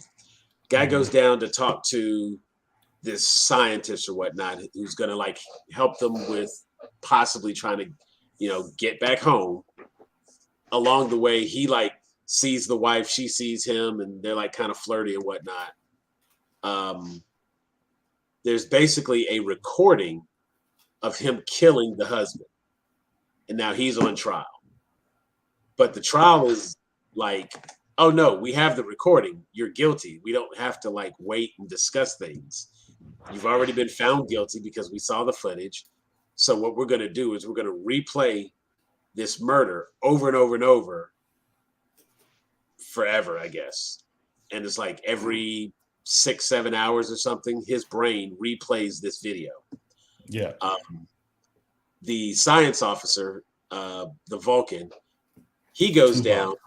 Yeah, Tulok. He goes down, and just like you were saying with the commercials, he goes down and he's like, I think I figured it out. And it turns out he wasn't there. Da, da, da, da, da. And then, of course, it comes back from commercial, but it's on streaming service, so it's not really commercial. It's just like fade to black, and it comes right back up. And he has the exact same conversation, but this time from the left angle instead of the right angle, as if it was something different. Exactly. And it's like, because of the way they watch do TV. but because they did that, I figured out what happened 5 minutes before he explained it because of the subtle recap they did. Because I kind of missed what was happening, or he was like, "Could I get you to stand right with here?" Star Trek, it's not even subtle. They literally just recap it like 4 times. Yeah. So I mean, I will probably remember now that I don't have to rewind each time, but it's usually like I'm trying to be in that moment and figure out how they're going to get out of this and get out of that. That episode also contained, was it that one or the next one? It was another episode right around there where they were all going to send their message through this one Vulcan. Oh yeah. Only to find out that he dies before the date that would have been the right time for him to deliver the message. So the messages that they gave him. And see, that was one of those things where it was like I had to kind of like really pay attention because they were using the transporter technology and the anomaly that existed in like the black hole. They basically teleported dude through a black hole. Yeah. And as a result of doing that, time travel. So they were able to move him back and forth. So when they took him back, he would have to wait like 50 years and then deliver their message so that everyone would know that they were stuck so many light years in the future, but he died before that took place. And the crazy part is like, they're like, okay, well, we've sent the messages and everything would be great. And then like seconds later, Tulok is like, well, I have news, Captain. I did some research and found that no name of such and such ever existed. It turns out he died before. It's like, damn. So it seems like as soon as y'all gave him the message, y'all would have known whether or not that shit got delivered because it would have instantly hit the books. Right. That would have been like that. That would have been Back to the Future. You look at the picture, and if Marty don't pop back up, shit went wrong. Oh, y'all remember that show, Early Edition? Oh, yeah, the newspaper. I will say that transporter technology, the idea of instant matter transportation, is almost unique to Star Trek. It is not featured in a lot of other sci-fi shows. I don't know if it's featured in any. I think we get like the tractor beams. I know tractor beams is a thing. There's a couple warp of things. Travel or hyperspeed travel or light speed travel or ludicrous speed. Ludicrous. I mean, it's like is one of the only shows that like replicator technology and replicator, being able to replicate any food, any drink, anything, and transporter technology are one of the few things, staples, I would say, that Star Trek has a corner on. Except for the fact that they did it in Spaceballs. I realize Spaceballs is a parody. Is a parody. Count.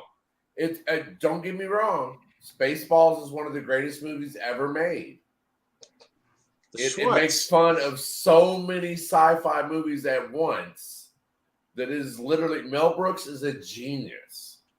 Oh yeah. But he is still riding off the coattails of Off the Original. I mean, in order to have a proper parody, you must first have proper item Source to material.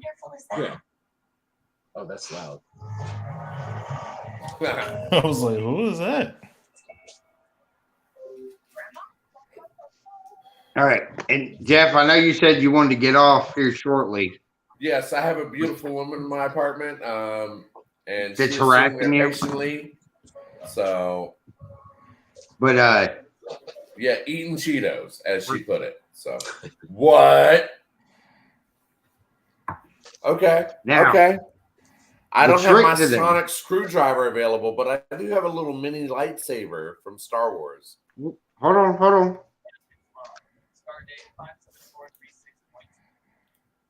Okay.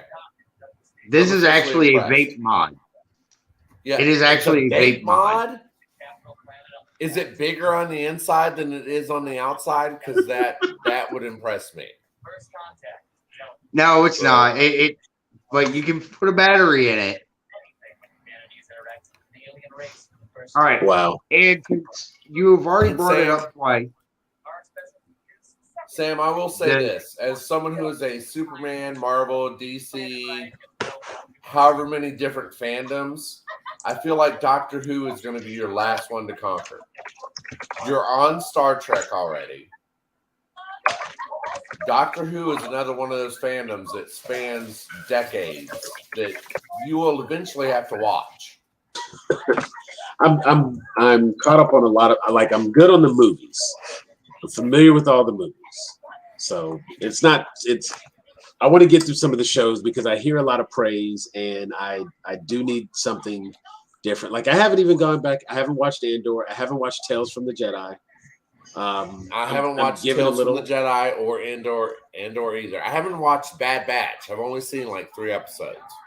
I'm taking a little bit of a Star Wars break for the moment. I will be caught up on everything Star Wars before we get around to next season of Mando or Ahsoka. I feel that because Andor is just not grabbing me yet. Like, I need to watch it. I know I will watch it. You have to. Just like you I have watched to. all of Clone Wars, and you know what I mean. Like, Yeah, I'm just not ready yet. you got to carve out time to watch like the first 3 episodes of Andor all in a row, and then you'll be hooked. If you just watch the first episode, it's like, man. That's why they put out the first 3 at like one time, because it's actually kind of more like a mini series, and then like you don't know what's going on after the first episode, and it's not interesting enough after just the first episode. You know what I mean? So I think I'm not completely caught up, but like I'm pretty deep, and it's been It's interesting. It's like an interesting portion of the Star Wars universe that, like, you know, I accuse them of going too deep and inverting on themselves a little too much, but it is kind of one of those stories that they have not told a lot of, which is like kind of the story of like the ground level of the rebel and the resistance. Like, we pretty much know like only high-ranking officials and princesses and, you know, mayor of Cloud City and all that stuff like that. But like the people who were like kind of on the ground in the trenches fighting that rebellion, not in spaceships, you know, we don't really see like how they were involved in even just the inception of the rebellion. So that's all been really, really interesting to me.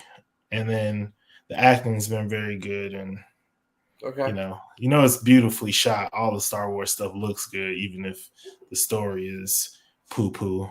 Boba Fett. I will get around to it. I'm trying to get Erica to watch Manifest so we can watch season 4 together. Enola Holmes 2 came out. Like, there's a whole bunch of stuff that launched. There is a whole bunch of stuff that launched the same weekend that I was like, crap. Yeah. I haven't even caught up on Dragon Prince. There's so much stuff I have to watch. Well, I will say I am still mad. I am still mad about Henry Cavill being replaced by Liam Hemsworth. Now, David, is that what you wanted to? The admins the other day about who could replace Henry Cavill, and Sam, your answer of John Bomber was the best one. Matt Boomer looks like him. Matt Boomer. Matt Boomer. My bad. Boomer. I'm horrible with names in real life. I'm even worse with actor names. So, but okay, he at least looks like Henry Cavill. David, what did you wanted to add? Because I know you've been waiting to talk about that one. So, my question is, does everybody know why he's leaving? The writers have gotten away from the source material, which Henry Cavill in season 1 and season 2, which has not aired yet, literally would be on set, and Henry Cavill and the writers would be like, "We want this A, B, and C to happen," and Henry Cavill would reference the books and be like, "No, this is what happened in the books. This is what Geralt would do. This is the." A lot of people thought that Henry Cavill left because, all of a sudden DC has a bigger paycheck and he's going to be too busy with Man of Steel 2 and Justice League 2 or whatever follows, because we don't quite know yet, except for Man of Steel 2. Right. But Henry Cavill is such a Witcher fan, and that's part of the reason why he's the only man on the planet that Erica has to worry about, because of his D&D knowledge, his gaming. Like, yeah, I'm sorry. Like, I told her from the gate, these are my celebrity exceptions. Like, the only man on the list is Henry Cavill. And she was like, should I be worried? And I was like, not unless he wants to buy me a beer. So she's over here giggling because she knows. I'm like, I'm straight as an arrow. But if Henry Cavill came to Morristown, even I live in Morristown, where Harrison Ford and Callista Flockhart have a house. Han Solo and Felicity have a house here.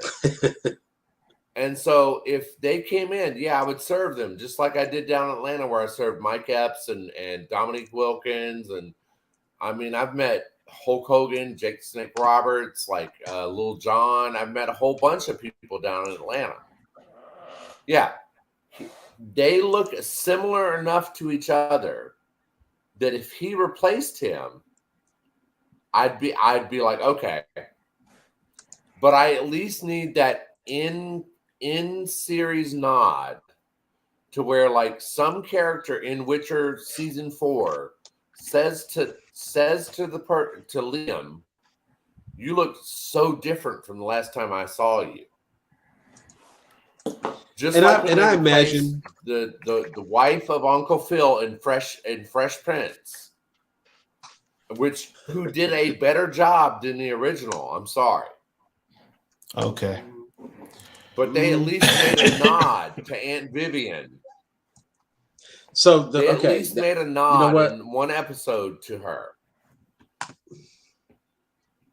That's a give me matter that of in Witcher season 4. That could go either way, but so here's the question. I will say I love the new Bel Air. You know what? I finished Bel Air. I love it. I haven't watched it. I haven't finished it. I watched a bunch of it though. I got too much other shit. It took me a minute to warm up to Uncle Phil. I will admit it. Uncle Phil took me a minute. But that was like that was Uncle Phil on the original show too. Like, nobody watched the original show when we was kids. Like, yeah, Uncle Phil. We're like, boo. Honestly, let him go to the concert. Uncle Phil wasn't cool until he actually went and like played pool and hustled and got the money back. That's what it was like. Oh, dang. Nah, when they got arrested for driving the car to Palm Springs in the wrong part of the neighborhood. Yeah. Did you inform I like lawyers? the new Jeffrey. I like the take on Fresh Prince. I liked a lot of their Hillary. I liked a lot of their takes from the get-go on Bel Air. Let's talk about Uncle Witcher. Phil took me a minute. Let's talk about Witcher. We'll come back to Bel Air. Let's discuss Witcher here because season 2 left me a little wanting because who was the Witcher that actually turned into the tree thing? That turned into the tree? Because hold on. No, he was actually saving. He was well, not saving someone, but he was hired to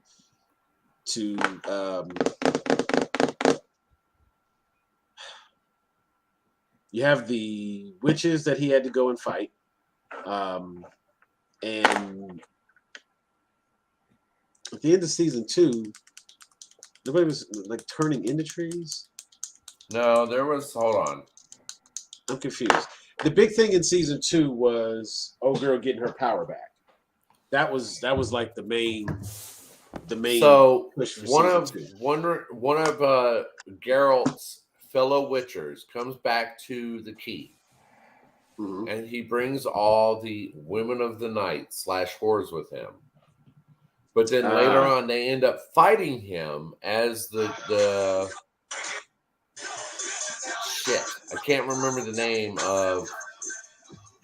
Hold on, let me look it up because I don't want to get this wrong. Somebody over there turning up.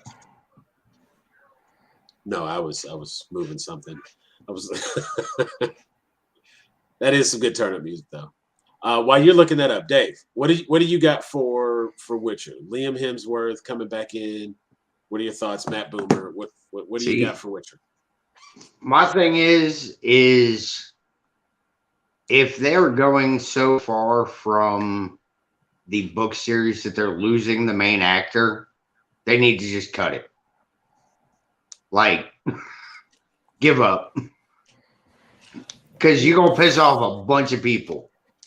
Well, at the same time, I think what's happening here, and there's something to be said with some independent writing. Okay, so I don't know how many books there are total, but I think there's like 7 books. I'd have to look it up to say for sure, but I believe there's like 7 books and there's 3 games. So that's only so much story.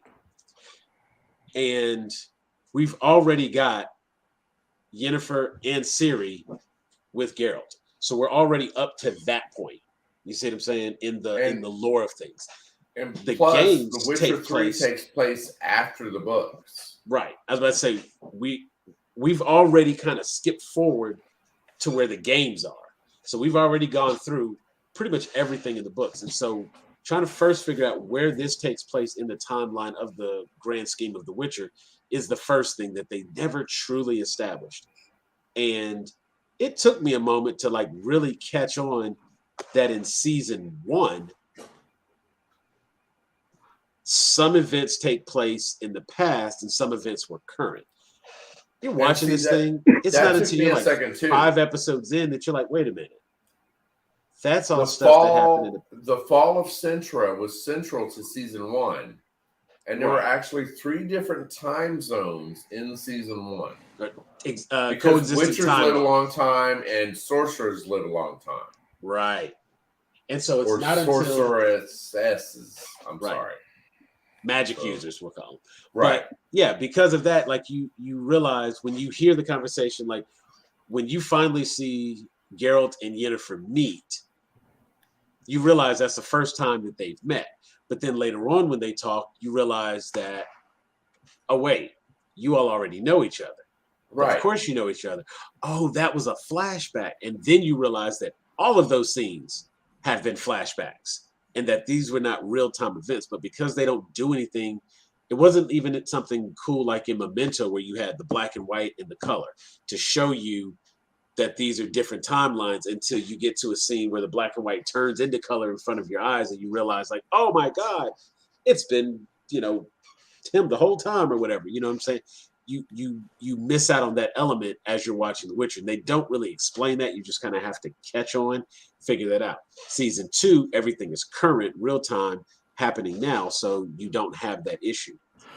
My biggest complaint is, first off, I need somebody to confirm, because that's only like one report. It came from not Dennett, Giant Freaking Robot reported it, and a random Facebook post, Daenerys Targaryen.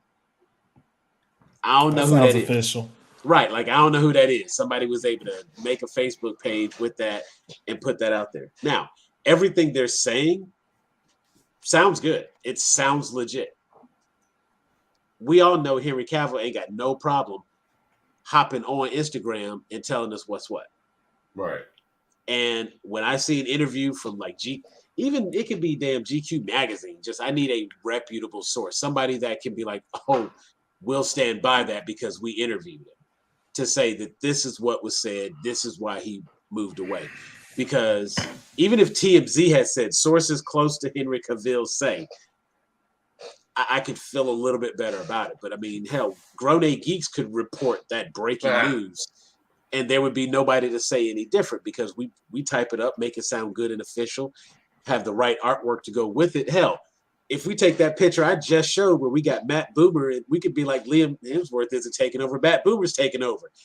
Have people all excited about it and get that going, and next thing you know, calls are being made for Matt Boomer, and it'll be a fan pushed thing that we made happen because, like restore this. We just hashtag Matt Boomer for Witcher, and that'll be a thing, and we get it trending. People like the idea, go for it. Bam, that becomes the next thing.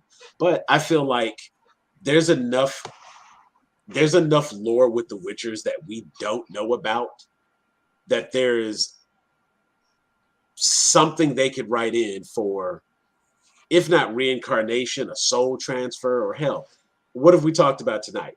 Doctor Who's losing HP, coming back in a new body.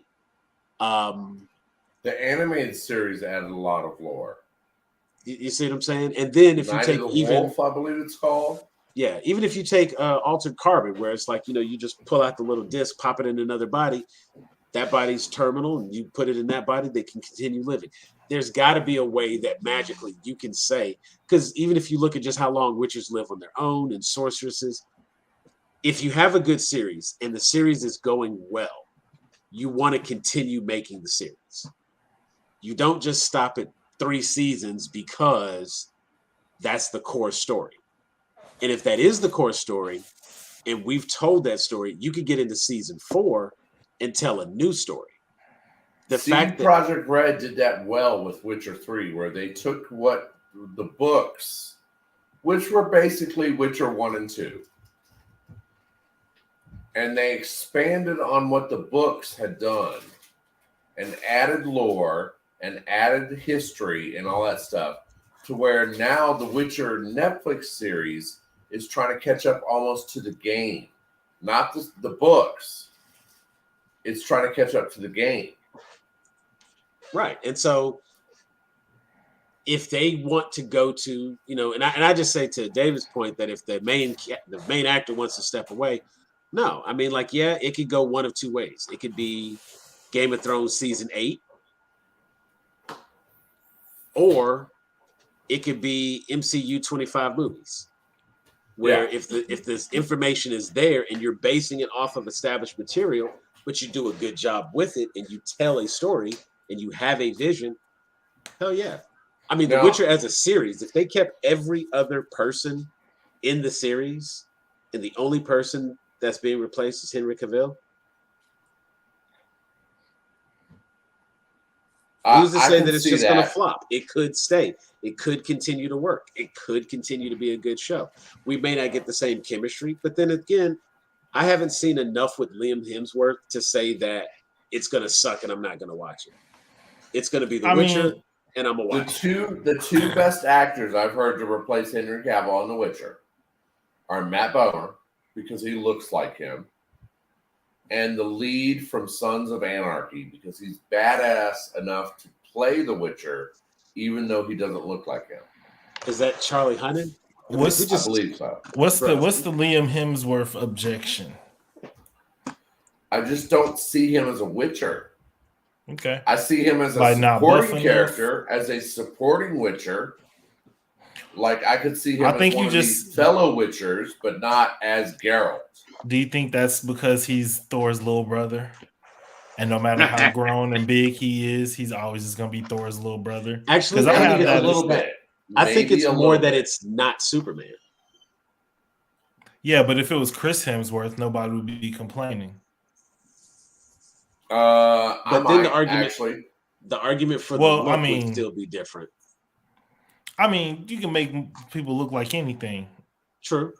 But you know what, guys? It is 12:01. Nah, you got to answer that question, Jeff. I can't. I can't. It's 12:01. I got to hop off. I'm gonna play that. I'm play that time card. 5:30 comes early in the morning. I'm already a half hour past my time. So I've enjoyed our conversation as always, gentlemen. Appreciate you being on, man. I'm fixed to have to go myself. My tablet's dying slowly. They got chargers. Throw it on a charger. But no, I appreciate it, man. Oh no! It's plugged in and still dying. Like this thing sucks. Oh wow! It sucks. We gotta look into getting you a better tablet for that. Gotta make that happen. Well, I mean, I personally don't have an objection. What did you, David? Were there any other comments you wanted to make? I know you were trying to get to that point, and Jeff was a little excited to talk tonight, and I wanted to let him get his. See, I watched some of The Witcher. I didn't get that into it. Like, I was never a huge fan of the games, but it just, to me, everything I've watched, he is The Witcher. Like, he nailed that on the head. He nailed that role. And I don't think anybody else is going to be able to do that. It's going to be a detriment to the show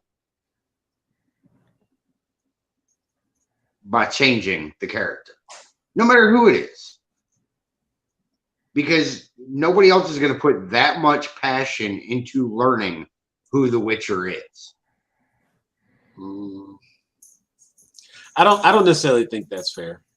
And I will use Joaquin Phoenix as Arthur Fleck to that point, because no one thought that we could have another good Joker after Heath Ledger. Hell, no one thought Heath Ledger was going to be a good Joker. True. When he got that role, he was Knight's Tale and 10 Things I Hate About You, and that was it. And Teen Heartthrob. The Joaquin Phoenix Joker sucked ass. It sucked. It was boring. I mean, it was definitely it's a unique movie, and I'm not going to sit here and pretend like I thought it was just a great movie. But I will say that Joaquin Phoenix, specifically his portrayal of Arthur Fleck, and that's what I'm leaning on. I definitely see how that person could be placed into the role of Joker. Now, I would also say that the biggest issue I have with that movie is that what is the point of Joker if there is no Batman? There isn't one. And given that they were very clear to not have a Batman exist, then it's just like, if we're just following the story of Arthur Fleck and watching what happens with him, the Joker is a supervillain. You know what I'm saying? The Joker is one of DC's main, most recognizable villains. He's probably one of the most recognizable villains in comics, period. Yeah. And if you do not incorporate a hero for him to defeat, then we're just watching chaos. Yeah. Which is what that movie was. Very much. Which is why I thought it was, which is why I was just like, okay, like for artistic sake, like, were some things interesting story-wise and visually and stuff? Sure. But like, I just think about the movie and I'm like, what was the point? It was just like, so society beats down on somebody and they go crazy. Okay, we've seen this. It's called falling down. Like, I like, you were a clown, and so like now that's your like revolution. I don't like, to me, I look at stuff like that where I look at the whole system, right? I'm like, who reads that script and is just like, yeah, here's millions of dollars to make that. You know what I mean? Like, we gonna even like to the point where it's like you love this idea so much you put it in a separate universe. I think that there's like there should be kind of this reevaluation with the like obsession with villains and the obsession with lying like This anarchy in general. just like y'all think y'all are being clever. Y'all just Harley Quinn. Harley Quinn is a cautionary tale about what happens when you try to get too close to the Joker. Heath Ledger is a cautionary tale of what happens when you get too close to the Joker. In my opinion, January 6th is a cautionary tale of what happens when a bunch of people see movies like the Joker and are like, yeah, like we'll follow somebody crazy. We'll do something just crazy and take to the street. Sure. Like I just I fail to see the value in it sometimes. Like, and I guess when I say value, I mean long-term value. Like when we watch certain movies from the past, what does it say to the people, to the next generation? Right.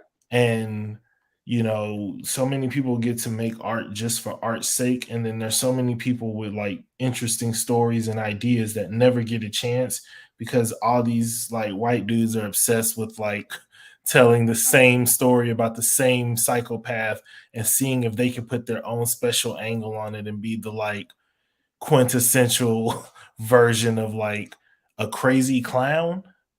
Like that's what y'all are like clamoring over and fighting over to like get to the heart of a crazy clown who fights a dude who dressed like a bat, who was raised by a man who had to call him master for his whole life.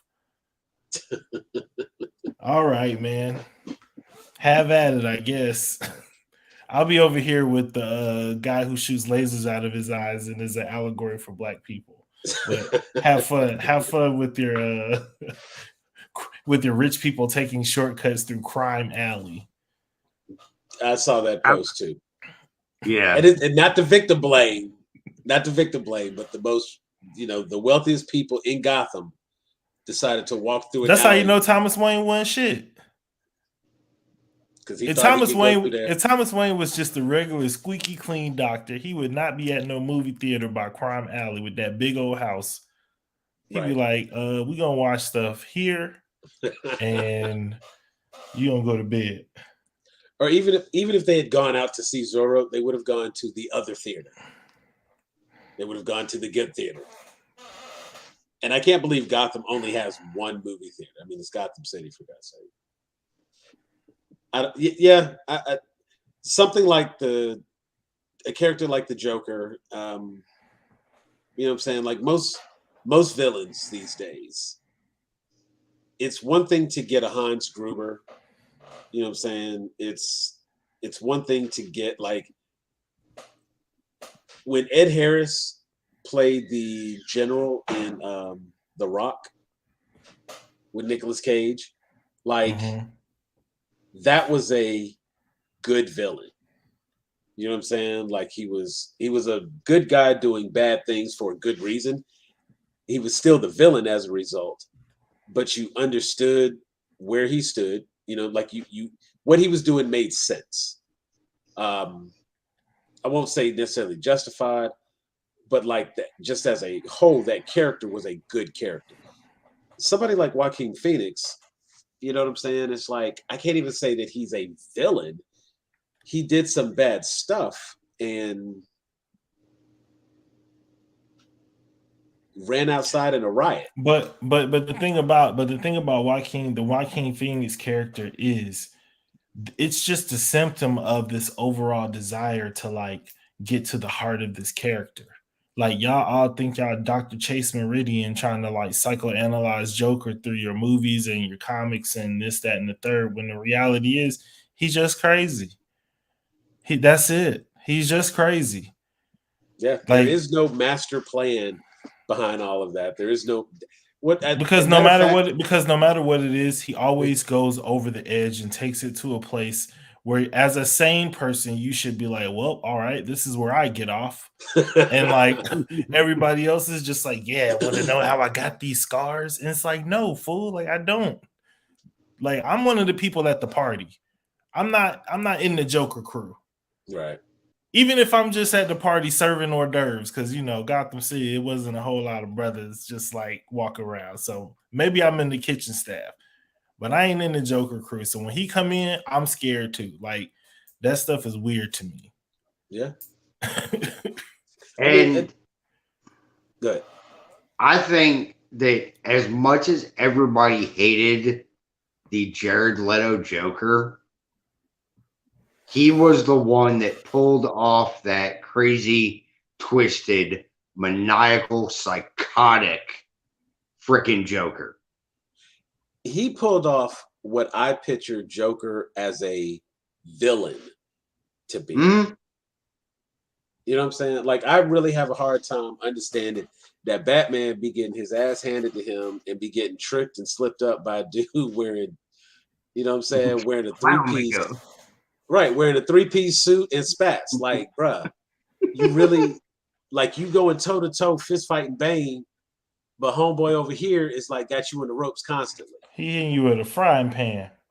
Come You know on, what bro. I'm saying? You pull out a gun and a little Bane flag pops out, and then he shocks you with a zap. I'm not okay with that. You know what I'm saying? Because mind you, this is the world's greatest detective, and for whatever reason, he's still dealing with this dude. Like, I need you to figure out how he keep escaping. This would turn into a Batman bash session real quick. So I was gonna say this is one of my problems with Batman too. I feel like the bottom line is just like if the Batman people didn't have this like I understand Superman having an I don't kill line because you are an alien, and if we see you blowing people heads up with laser beams it's basically what's the movie, the animated one where he's like, you know what, actually, like I am just gonna run this planet, and you're all gonna do what I have to say, and then you got a couple. Was that Red Sun? No, not that one. They did it on Injustice. It's the one where like Joker tricks him into like basically killing him. Lois. Injustice. Yeah. It's basically like I get why Superman has to have that line.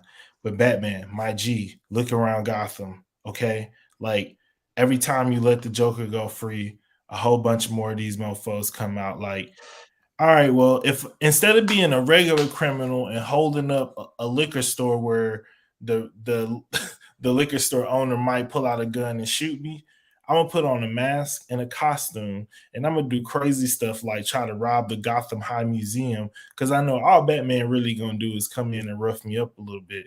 I mean, I'm not as bad as the Joker, and look what he does to him. He just sends him to Arkham, so it ain't gonna be that bad for me. Batman should have strung the Joker up outside City Hall day one and just been like, we're not playing this no more in Gotham.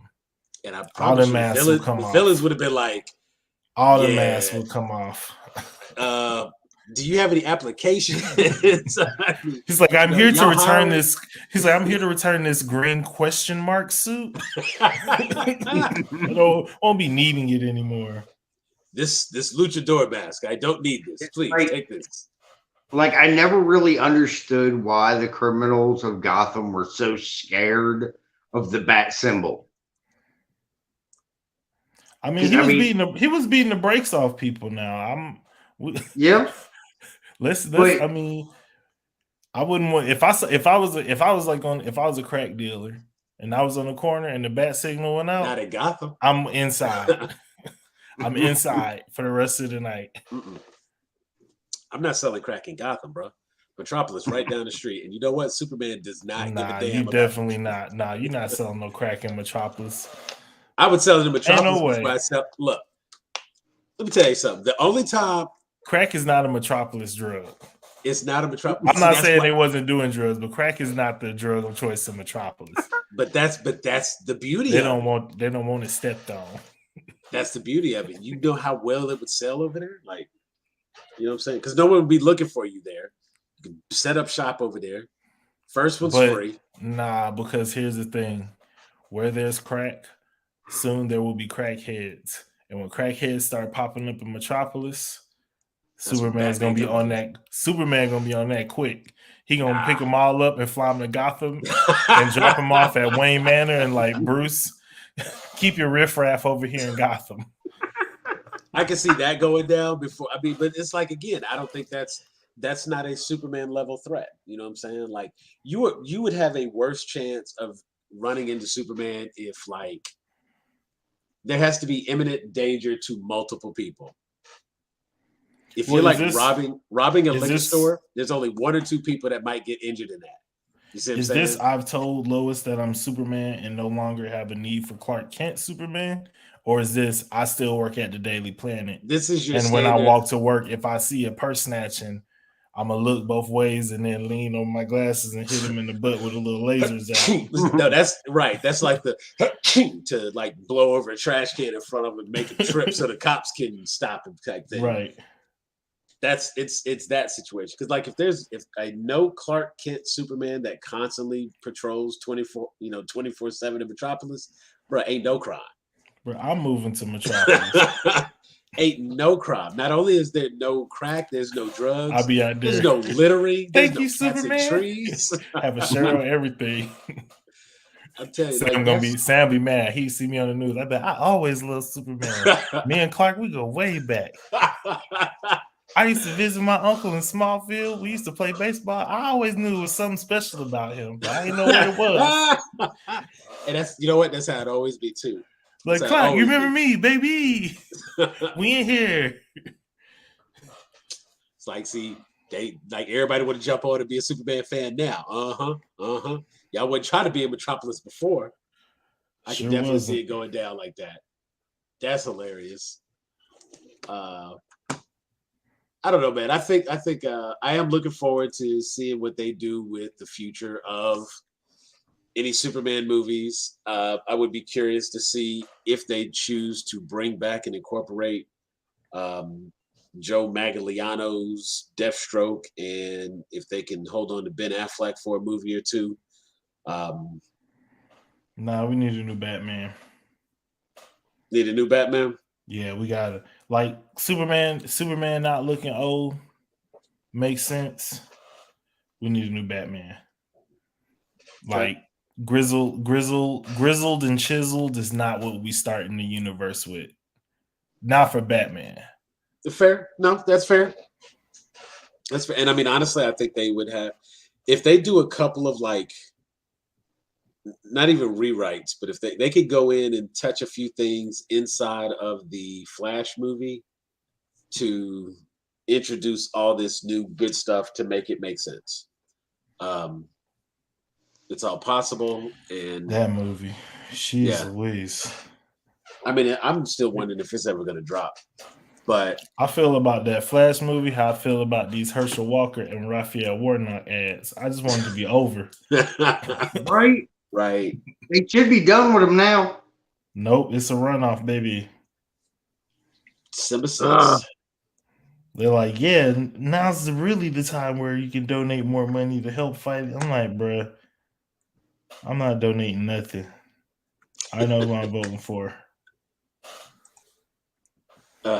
I'd said at the top of the show, hopefully everybody got out there and vote. Now, for the most part, that's done. But yeah, we've got a runoff here in Georgia, so that'll be a thing that happens. I don't know. I'm moving on past just that one movie and looking forward to the larger picture with DC. And I would still think personally, like I said, until I see something more definitive, I'm not going to say that it is or isn't, but I'm still wondering if in fact it is something as simple as, oh, he didn't like the way they were going. Because I really feel like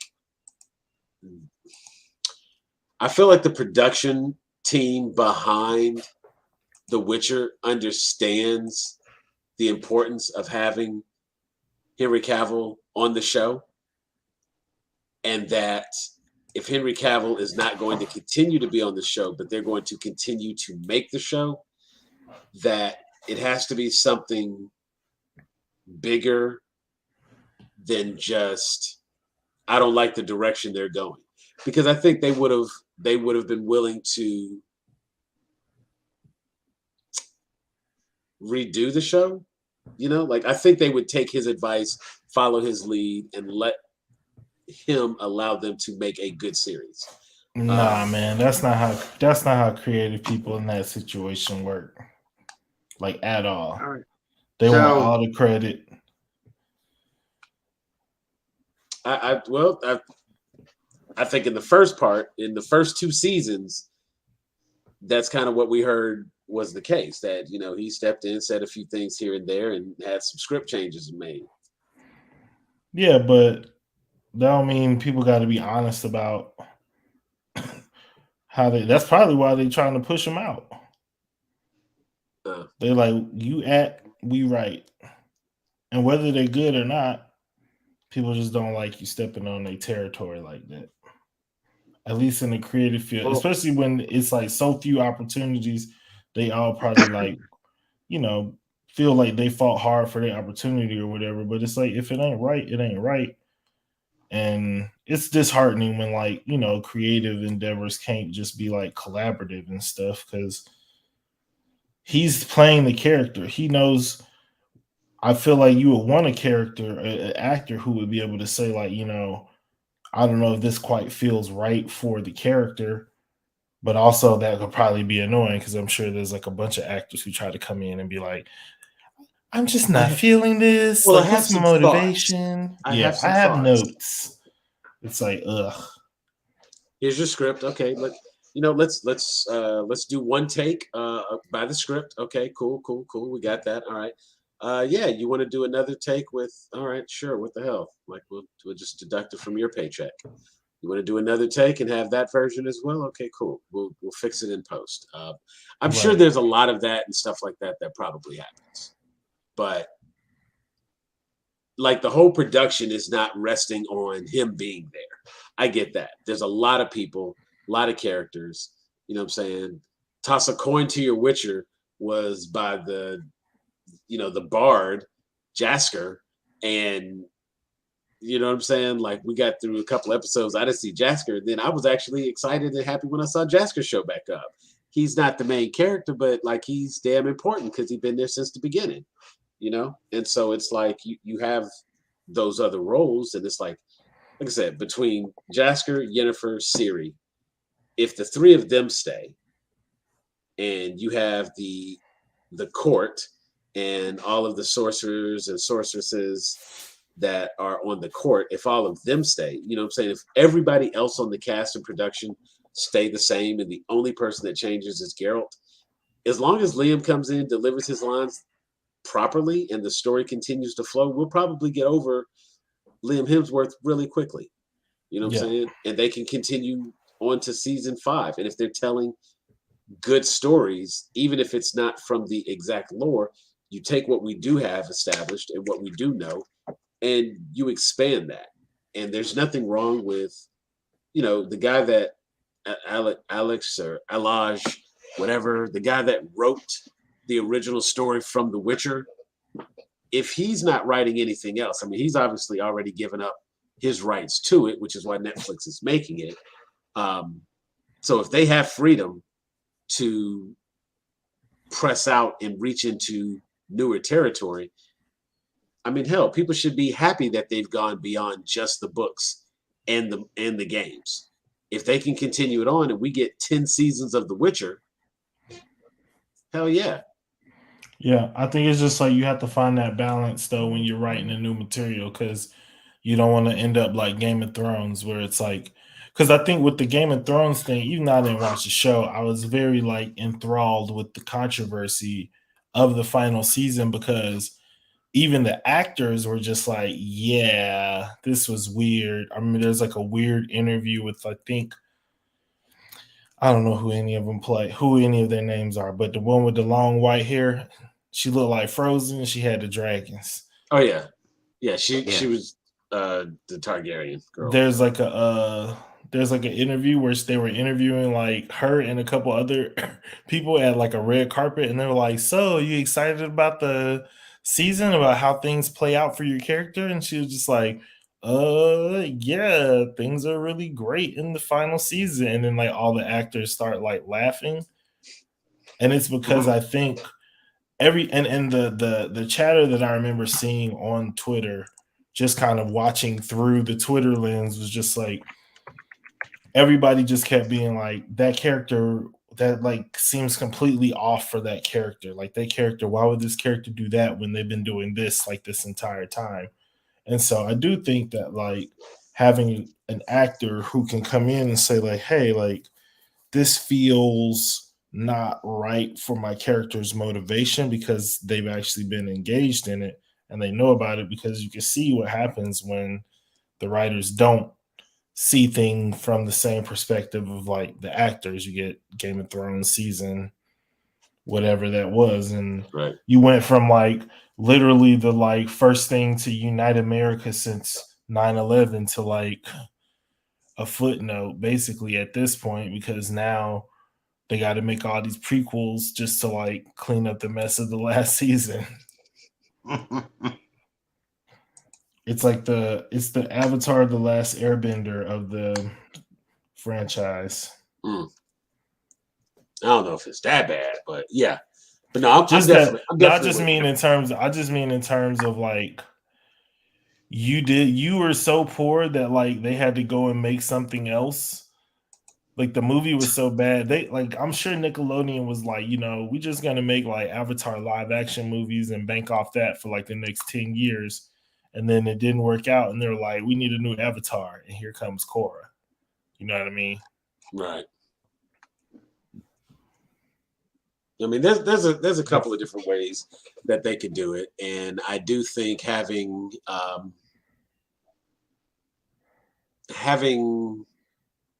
a strong story is the most important thing, and you can get around everything else. I think that I'm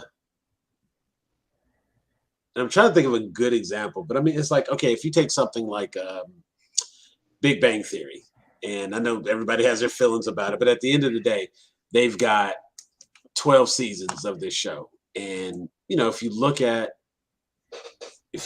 the, very first, actually, I would say if you look at like the first 3 or 4 seasons, you know what I'm saying? They have established characters. They really go one direction with it. And it's a good show at that stage. And as much as I hate to say it, it's like part of the story doesn't start going another direction, or I'll even lean into say getting weird or getting strange, until they start changing the character of Penny. The character deserves some improvement because, and this is not a shot at waitresses, but for the purposes of the show, for her to be like, it was almost like on another odd comparison here, on Friends, where Ross says like, oh, she's just a waitress. It comes back later, and they never write down that the other girl is not Rachel, which was like a big deal. But of course, Rachel sees that, and she's just like not a waitress. So for Penny to just be a waitress, you know what I'm saying? They wanted this character to have some sort of evolution and evolve and improve and be a better character. You don't get that when you have stories like season 8, where they go from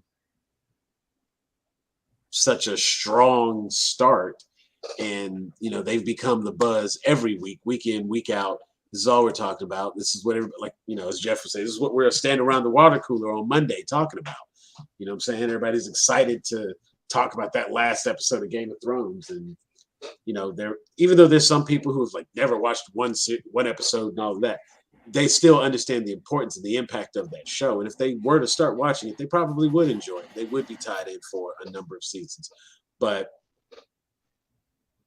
it is absolutely possible for a series like The Witcher to carry on without Henry Cavill. And I feel like people who are not willing to check out the show or watch the next season just because Liam Hemsworth is in place probably aren't really fans of The Witcher. They're fans of Henry Cavill. True. And they would just need to say that that's what it is and let it stay there. And I wouldn't necessarily knock them for that, but I would definitely question, like, you know, you weren't a fan of, yeah, like you're not a fan of The Witcher, you're a fan of Henry Cavill.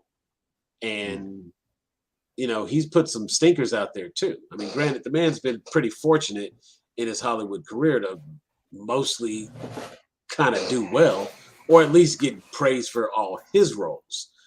But at the same time, well, not necessarily for everything he's been in, but for the most part, he's kind of lucked up. You know what I'm saying? He's had a couple of big moments because, you know, he got on Mission Impossible. He got on, what was the one? The Man from U.N.C.L.E., which could have been a lot bigger, a lot better.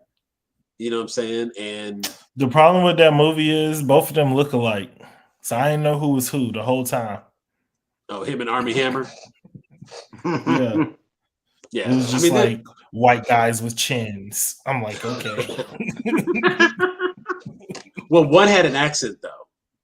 You know what I'm saying? Yeah. That was how you could tell them apart. One had an accent. But real quick, because I'm gonna have to go shortly.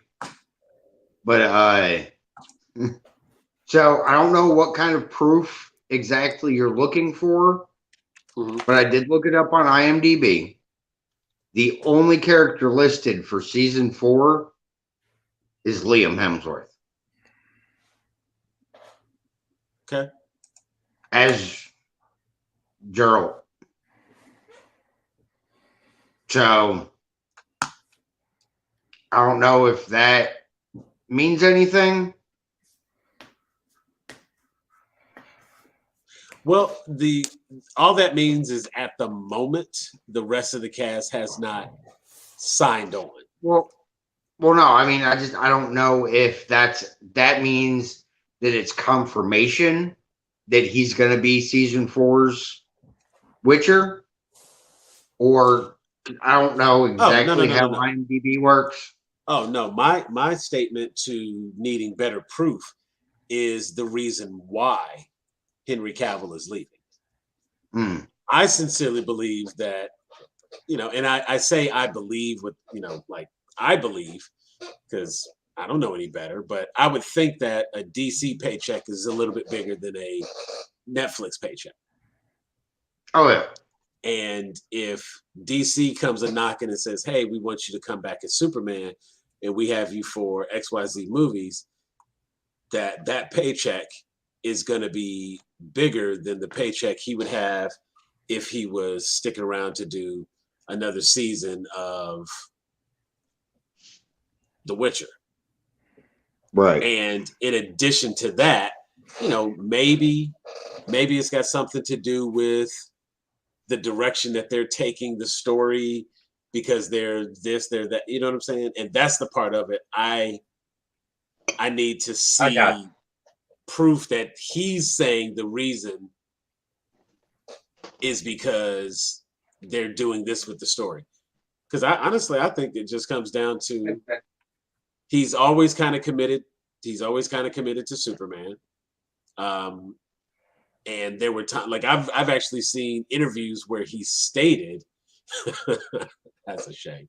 There's interviews I've seen where he stated that, you know, he couldn't talk about, like when they announced him at San Diego Comic-Con, and everybody was asking The Rock, like, you know, will you be fighting Superman? And he was just like, you know, really can't say, and you know, this, da, da, da. And of course, there was a big announcement that Henry Cavill was going to be there. Maybe they didn't have something worked out, or, you know, didn't have something finalized, or maybe they just wanted to, you know, keep it under wraps. Who knows why? But the point is, we've been hearing this buzz for years now. And even when The Rock first came around and got to talking about, you know, Black Adam and the release of Black Adam and talking about wanting to have a showdown with Superman, you felt like at one point he was saying, like, Henry Cavill was the only Superman I'm going to fight. Then he had to kind of backpedal from that because he was like, "Ooh, no, we haven't worked that out." You know what I'm saying? And now that they've gotten that worked out, now all of a sudden it's like drop everything, Henry's back. And it just kind of coincides with, you know what, he can get one more season of The Witcher done, and then he's off to do DC. So the only character that they really need to focus on for season 4 is replacing Geralt. So what do? You go in, you go ahead and you secure somebody to replace Geralt. And then you let the season play and you let everything go on. And if other people are with it and they decide they want to sign on for the next season, cool. No problem. All right. I'm out. I will hopefully catch y'all next week. All right, man. We will be back. We will hop on here. We will talk about some. Actually, next week we will probably be able to recap Black Panther because that's coming up this weekend. So, make sure you check out Black Panther this weekend. Do what? Is that theaters only? Yes. Okay. Yep. So you go check that out this weekend, and we'll be back to talk about that next weekend or next week. Sounds good. All right, man. Later. You know what? I would actually pay for his ticket if he goes to that the weekend.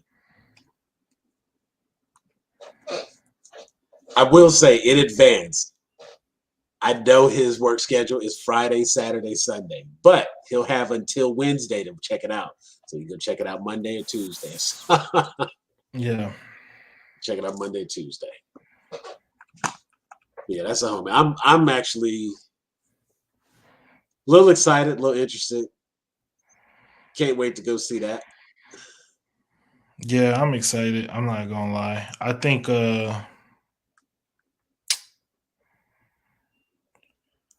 it's a little sad that people are like really taking this whole like oh, they didn't recast T'Challa for this movie things. It's kind of so far, I think, where they don't really want to like support it. I feel like the way that we were supported it and excited last time, but I think hopefully if it's a good movie, people will come out of it excited, and it doesn't have to be the like, I don't know, it doesn't have to be like this whole crazy thing, I don't think anybody was trying to be disrespectful. I think people were trying to be respectful. And I think that some people put like their own personal self-care needs and the needs of the cast who's going to be filming that movie ahead of just like whatever ideas people not in that process might have had about what they should have done. And it's just like, all I know is like, yes, that would be a dream role, but I would never want to, I don't think I would ever want to step into that role as that. Like, if you want to pull me through a portal, I'll be T'Challa from Earth, whatever Earth where Scarlet Witch actually has kids, I'll be from there. But like, you can't ask me. I don't think it would be fair to ask anybody to be Chadwick. And then the revisionist history on like Killmonger, and it's like, see, if they hadn't killed Killmonger off, he could. It's like, fam, we already saw what Killmonger would do if he had the chance. Moments in. It didn't work out. Moments in. Day one Civil War. Right. But I definitely I'm excited. I'm excited to see it. I'm excited to see it in Atlanta. I was in San Diego when I saw the first one, so it was probably not quite the same viewing experience. And my son had literally just been born like a couple weeks before, so I saw it late. I didn't see it like opening weekend or anything like that. But yeah, man, I'm excited. Okay.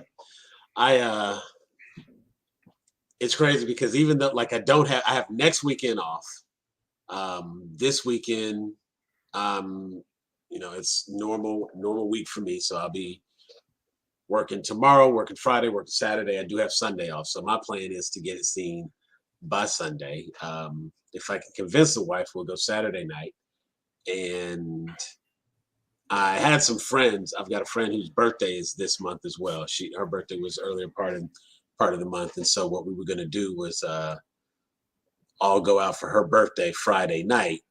And I was thinking, man, y'all want to do like her birthday celebration on release night? Y'all know how busy it's gonna be packed.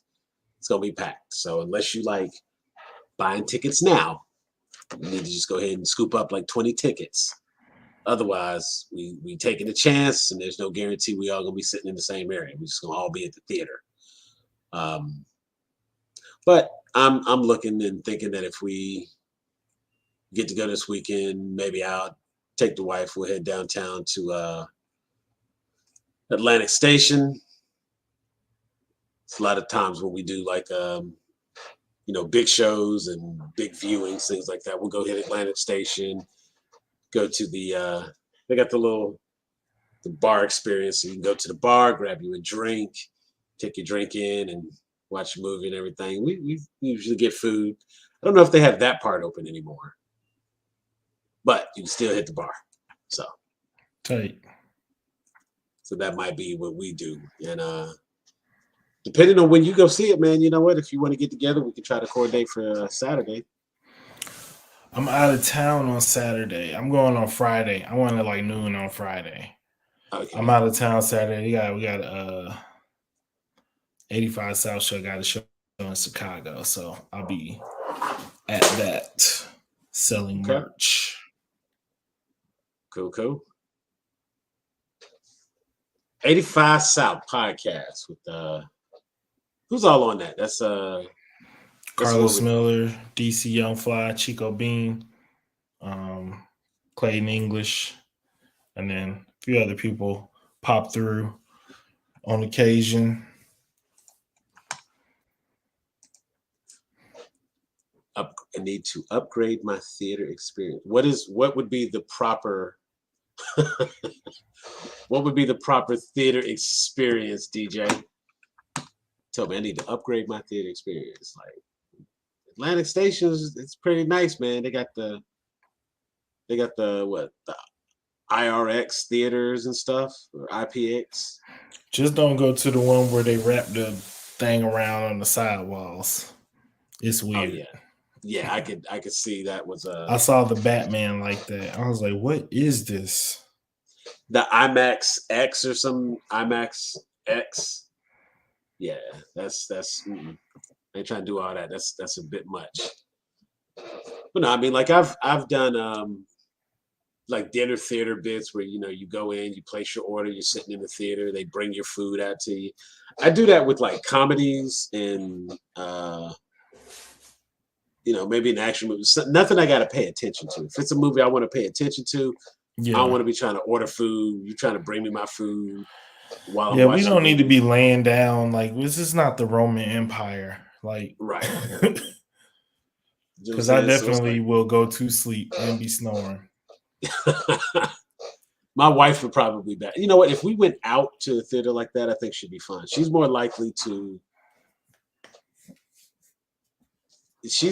fall asleep like anywhere in this house watching a movie than she is if we go out to a theater. I give it that.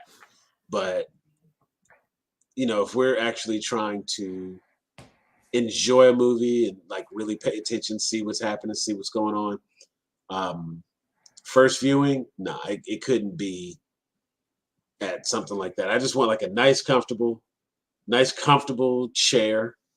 I like being able to have my drink while I'm watching the movie, and we're good. Like I said, I don't need too much overpriced for a basic screen. Yeah, I would definitely agree with that. So that's next time on Weigh In Wednesdays. We'll come back next week with a full review. I will probably I don't know, depending on when I can get to it, I will probably try to do like a quick review, maybe Sunday. We can all get a couple of us together. We get on. We'll do 2 shows. We'll do a spoiler free and then a spoiler review. AMC Madison in Dolby, or AMC Dolby in Madison, I guess is what you're trying to say. Okay, Madison. That's maybe. It's not too far. I understand Snellville's supposed to have a pretty good one. Snellville. Yeah, Snellville. Y'all talking about stuff y'all talking about foreign lands for a Decatur boy. Well, see, Snellville ain't that far from Decatur, actually. But it's a whole world away. That's fair. Nah, at least it was when I was growing up. Well, let me tell you something. Were you out there by Stone Mountain, like actually by the Stone Mountain? Oh, yeah. Right there down 78. Keep going down 78. Boom. Yeah. That's Snellville. I know. That's why I'll be going out there. My grandmother ain't play that. Yeah. Like the first few times, the first like 5 or 6 times there was like a field trip to Stone Mountain. My grandmother was just like, no. Yeah, that was but I mean it's definitely changed over the years. I believe it. I'm just on the whole other side of town, so right. I mean, honestly, that's kind of what I like going downtown. I used to have some other friends in the metro area, and we would all get together and we would always hit up the Regal down at Atlantic Station because it was kind of the halfway point for both of us. Then I have a few other friends that I would just catch together because they're all local here. And now that Conyers has, and again, that's just one of those places that's out there. But Conyers, Covington, like I'm east of Atlanta, so a nice theater for me is out in Conyers, Georgia. I can shoot over there, and they have a nice AMC, big screen. You know, they got the full food ordeal at the concessions. It's all overpriced. Some stuff is too much though. It's like a hot dog, okay. A burger, that's not movie food unless you're at a drive-in. Right. Nachos, okay. But like chicken tenders, all right, man. All right. I will agree with that. If you start doing normally I don't do stuff like that. I will maybe do the nachos. I'm not a big popcorn person. Me either. I'm a candy person. Right. Or unless it's caramel popcorn. I used to always get that at the ArcLight in California. Amazing. ArcLight, is that the one? There's it was like a chain, but there was one that's like fairly famous on Hollywood Boulevard. It has like a big like dome theater. That's the one I used to go to when I lived there. But only like 10 a.m. Saturday morning showings. Like that place in the evening was like crazy. I almost had to cuss this lady out in the opening night of Hunger Games because she was like explaining the book as we were watching the movie to her friend. And I'm just like, ma'am, it's too late. We in here. We all in here watching the movie. You just gotta, like, she's just gonna have to learn like the rest of us. But I was also just like, it's not a whole bunch of black people in here, and I'm not about to be the one to like turn escorted out. Right. Yeah. And then when we saw The Help there, and the lady next to me started crying. And I was like, all right, like Saturday morning, these are when the movie people come out and watch movies, not any other time. Right. Okay, so you I feel like you're coming for me on my theater options. Like, again, keep in mind it's theater options. You know what I'm saying? Like, I'm finna Sam, you don't have to give in to the comments. You can see the movie at whatever theater you want to see the movie at.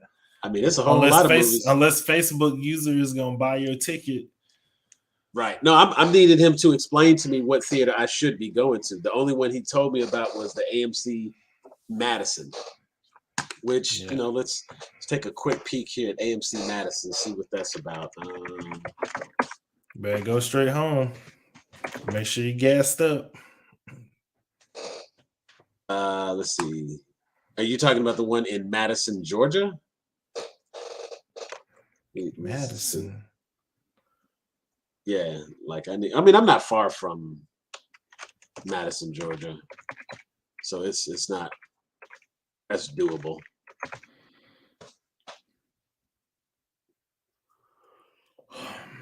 Yeah, all I got is Madison Yards 8.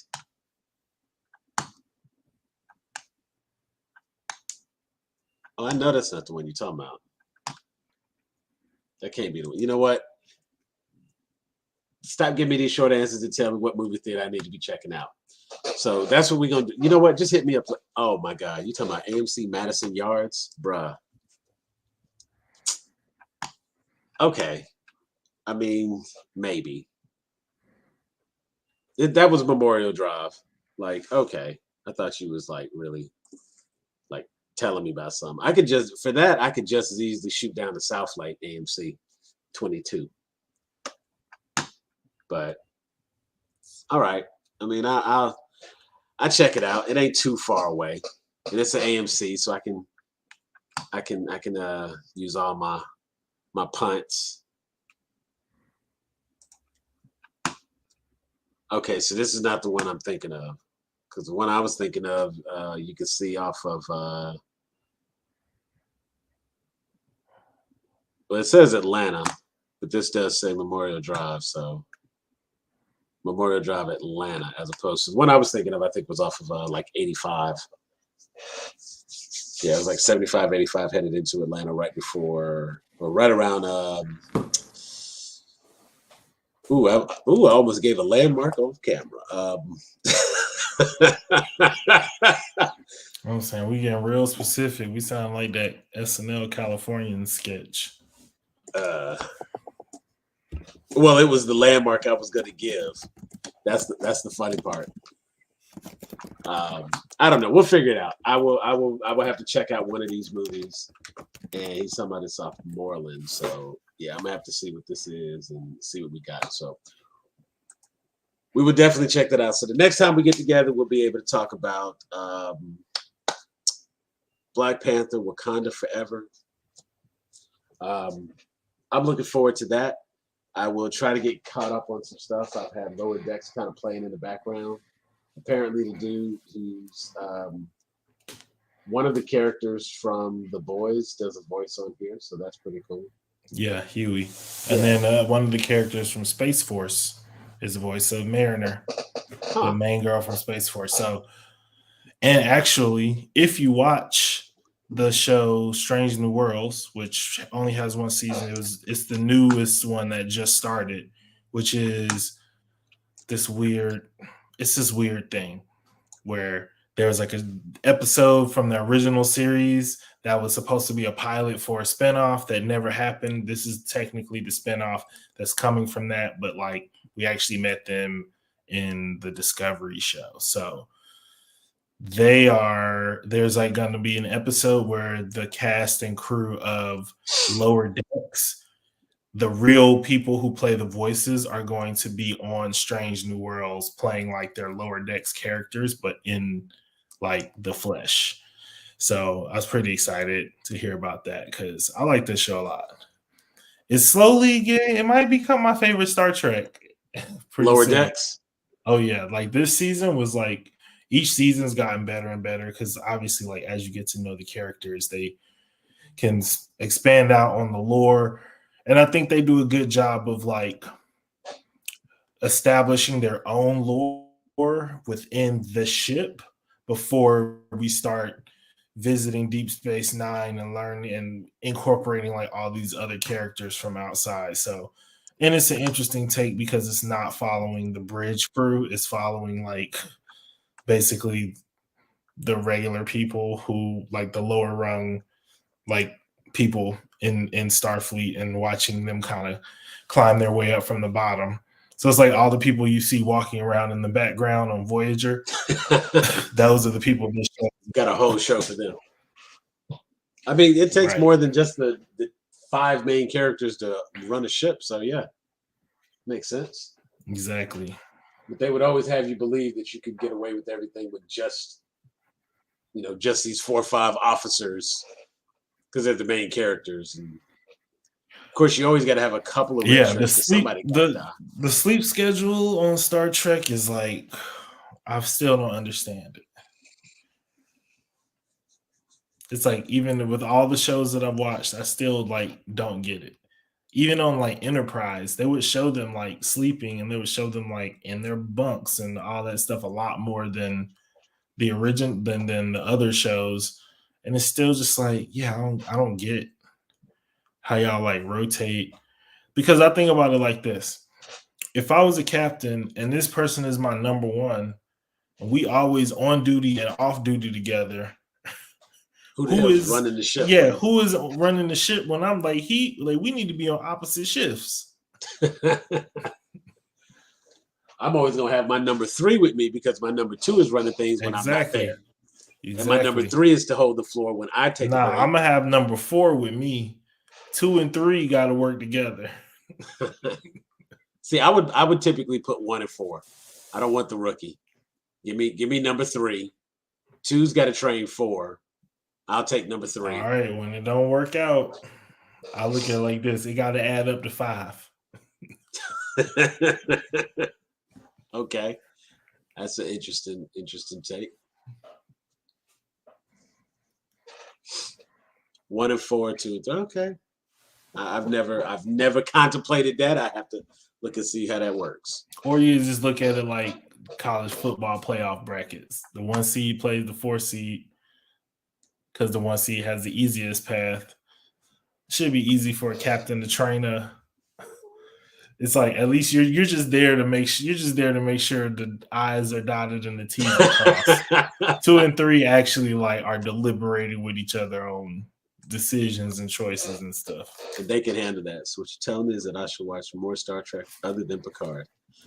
Well, okay, to be fair, I have not even watched Picard yet. So I'll say yes, because that's the only one I haven't seen. And I don't know if it's good or not, but I'm like interested in it kind of, but not really.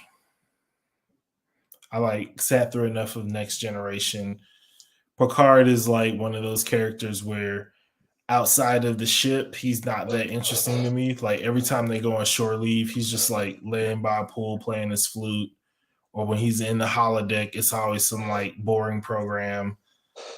He's not like a very like exciting man. So I didn't feel like, oh, his show is gonna be. It's like I was like, he gonna be somewhere like raising horses on a vineyard or something. Like, I'm sure crazy stuff happens, but I just haven't been that interested. And there's always been like other Star Trek stuff on that I've been watching, whether it's Discovery or Strange New Worlds or Lower Decks or Prodigy, which is a kid's show, but it's still fairly good.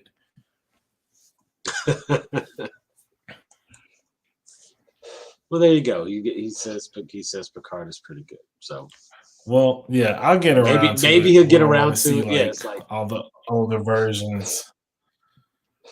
Honestly, it's also like seeing like all the older versions of everybody. Oh, go ahead. Yeah, no, honestly, I was just thinking once you catch up on and Lower Decks is done, Strange New Worlds, and you don't have anything else, then maybe you'll like, you know what? I will go ahead and check out this Picard, get my Star Wars fix, get some Picard in there. You know what I'm saying? Just to see how it plays out.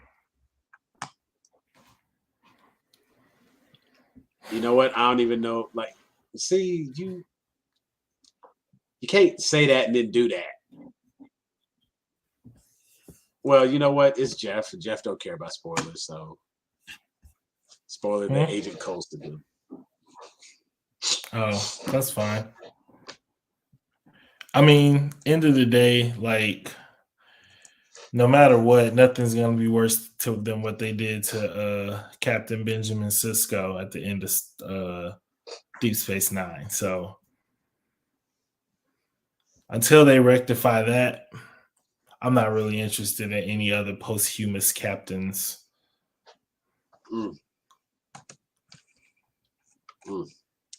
Well, on that somber note, yes, it sounds like there is plenty to check out outside of Picard. There's a lot of other Star Trek content too. I've been going through Voyager, and I've been enjoying Voyager. It's actually a pretty interesting little show, and I like that they have something. They're like so many. Was it like 70,000 light years away? They went through a temporal anomaly or something like that, and basically they got teleported to the other side of space. Yeah, it's the only show where really, well, until Discovery, I think, and Strange New Worlds, it was like all the other Star Trek shows. You're really going.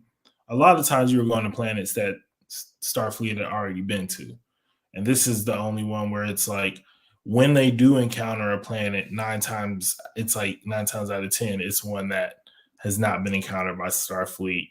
So they have to learn the customs, they have to learn the rules. And then, they get into some battles. A couple seasons later, some friendly, not so friendly aliens show up that are recognizable. There's a very interesting, relationship with the holodeck that forms with the crew as well, I think, on this show and on Deep Space Nine. Well, I know the doctor just got his name and stuff like that. So yeah, and I didn't really realize the significance of that, because at first I was like somehow in the beginning I missed that he was a hologram.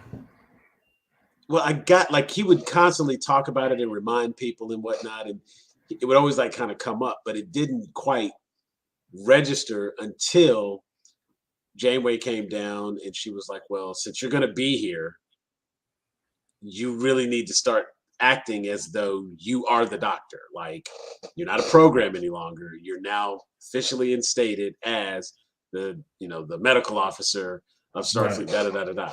And so, what I'm saying? It's like he's a sophisticated AI, and of course he's like, well, I need a name. And she's like, well, what name do you want to be? And he's like, I don't know, I never thought about a name. I'm programmed such and such. And so of course I expected him to do a whole what I'm saying, he was gonna be like B3 Roger Thomas something something something. It's like, okay, we'll call you Bert, some dumb shit like that. So because that's how they do. What's your name? I don't know, but I have this number on my arm. What's that say? Okay, we'll call you 11. L. How about that? We'll call you L. You know what I'm saying? Yeah. Like, it's some shit like that. But it's just something like that. Again, it shows the advancement of the technology, and it makes you view things a little differently, especially for a character like that. And that's been pretty impressive. And I've enjoyed seeing that part and watching that. And I think Voyager was a good recommendation. They've got, I swear, every other episode they fighting somebody, which is pretty cool, because I was like, bro, I don't want this show to be boring. Oh my God. That's what I'm saying. It's a Star Trek crash course to help you figure out what you like about Star Trek. From Voyager, it'll be very easy for me. From hearing what you like about Voyager, it will be very easy for me to recommend whatever you want next. But I think honestly, I think you would really enjoy Discovery.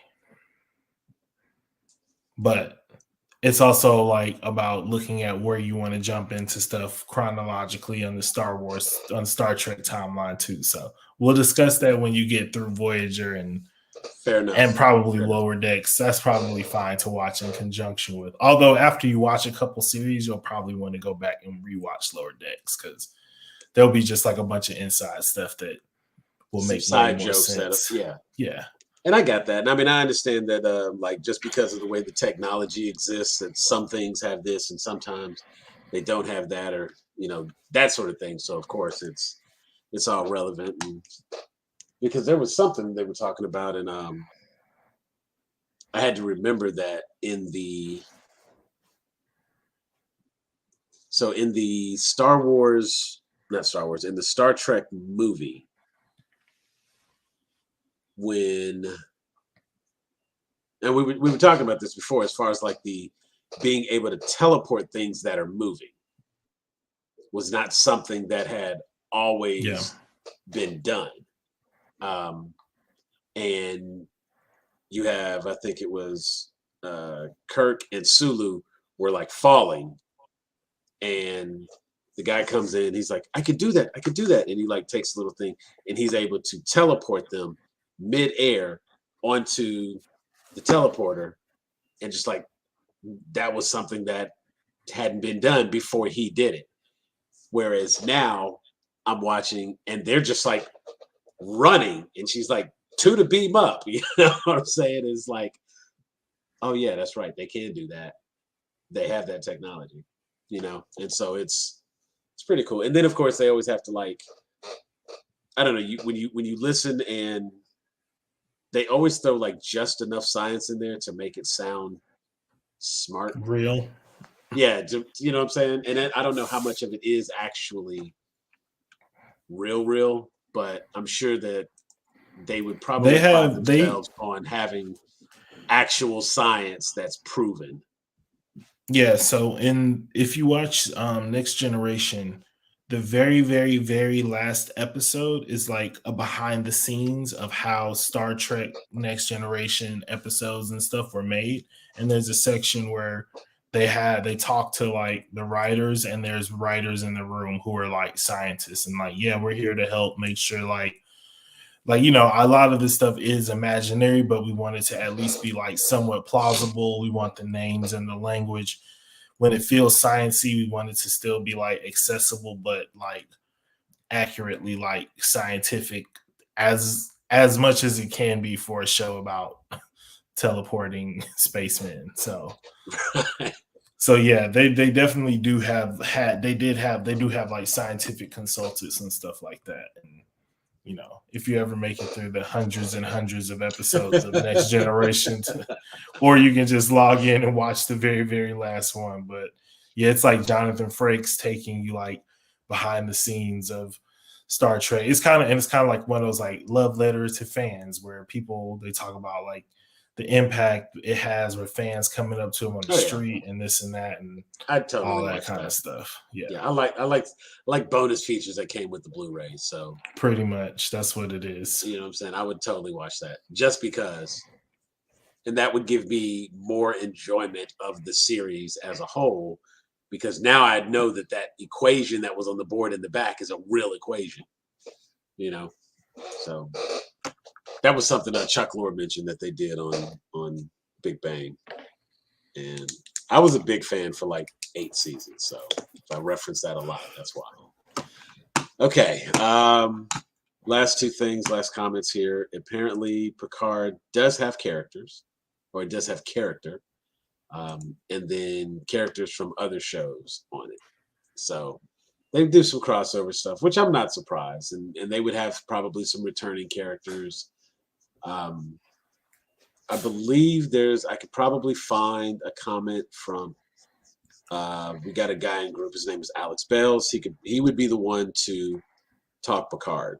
I think he watched it and had some thoughts on it, and I believe initially he wasn't really leaning into it, and then something happened and he was like, you know what, it turns out it's really, really good. I know he actually talks about Lower Decks as well. So apparently Lower Decks is that's a spam comment. yeah. And that is coming from YouTube, yeah. 7 of 9. Yeah, I saw 7 of 9 is on Picard. Oh, I was thinking 7 of 9 was sending those. I was like, oh, that's her? Okay. See how she do? It's funny though, because it came through 3 times, but only 1 time here. It's all good. Let us boom. Go block that bad boy right there. All right, but yeah, that's gonna do it for me, man. Same. It is as they would say, you know, that morning time comes pretty early. But yeah, shoot me a text once you've had a chance to check out Black Panther this weekend. I will probably try to put together what Dave Chappelle just tweeted something. I gotta go check that out. just to see what foolishness I can get involved in on that. I don't think it's going to be a real Dave Chappelle account. I don't even think I follow the real Dave Chappelle. But we'll talk about that. Anyway, we have been Grown A Geeks. This has been Weigh In Wednesday. I was your host, Sam. Joining me tonight, we had Jeffrey Taylor. He's here as he always fun to have him on. Always feel like we get more insight, and I like the perspective because, of course, now that kind of tells me which Doctor Who I will probably like a little more. Some of the stuff that I saw did kind of tell me that, you know, I've seen bits and pieces of Doctor Who, not enough of it to be like, oh yeah, this is my shit. But what I have seen up to this point has always been kind of interesting. So it's, you know, I know a little bit about it. I did know about the Weeping Angels. I know about the, you know, the TARDIS and it's bigger on the inside and all that kind of stuff. The sonic screwdriver. The Doctor reincarnates. I didn't know this, you know, the specifics of how, but I know like it's one person throughout the whole thing. I didn't know if it was like a life force, life essence or whatnot, but now it's like, oh, okay, it's literally just one Time Lord. So are there other Time Lords? I have questions, but we'll get back to it another day and maybe we'll have a, you know what, very special. But don't forget, tomorrow, Black Panther, Wakanda Forever. It drops. We're going to enjoy that. And yeah, we'll be back to talk about it soon. DJ's going to be watching it on Sunday. So yeah, we'll probably try to drop in a special episode to do a review. Probably before Monday. A lot of times I wait and do my reviews later. And with our show being every Wednesday now, we haven't been putting out too much special content. We just hold everything until Wednesday. But something like a Black Panther review might be worthy of a full show. So I'll get the group together and see if we can't get together and discuss Black Panther, and we'll talk about that. But until next time, we are Grown A Geeks. Click that QR code, join, like, subscribe, hit the notification bell so you can get all that piping hot content whenever we drop it. We thank you for being here with us, and we're out of here.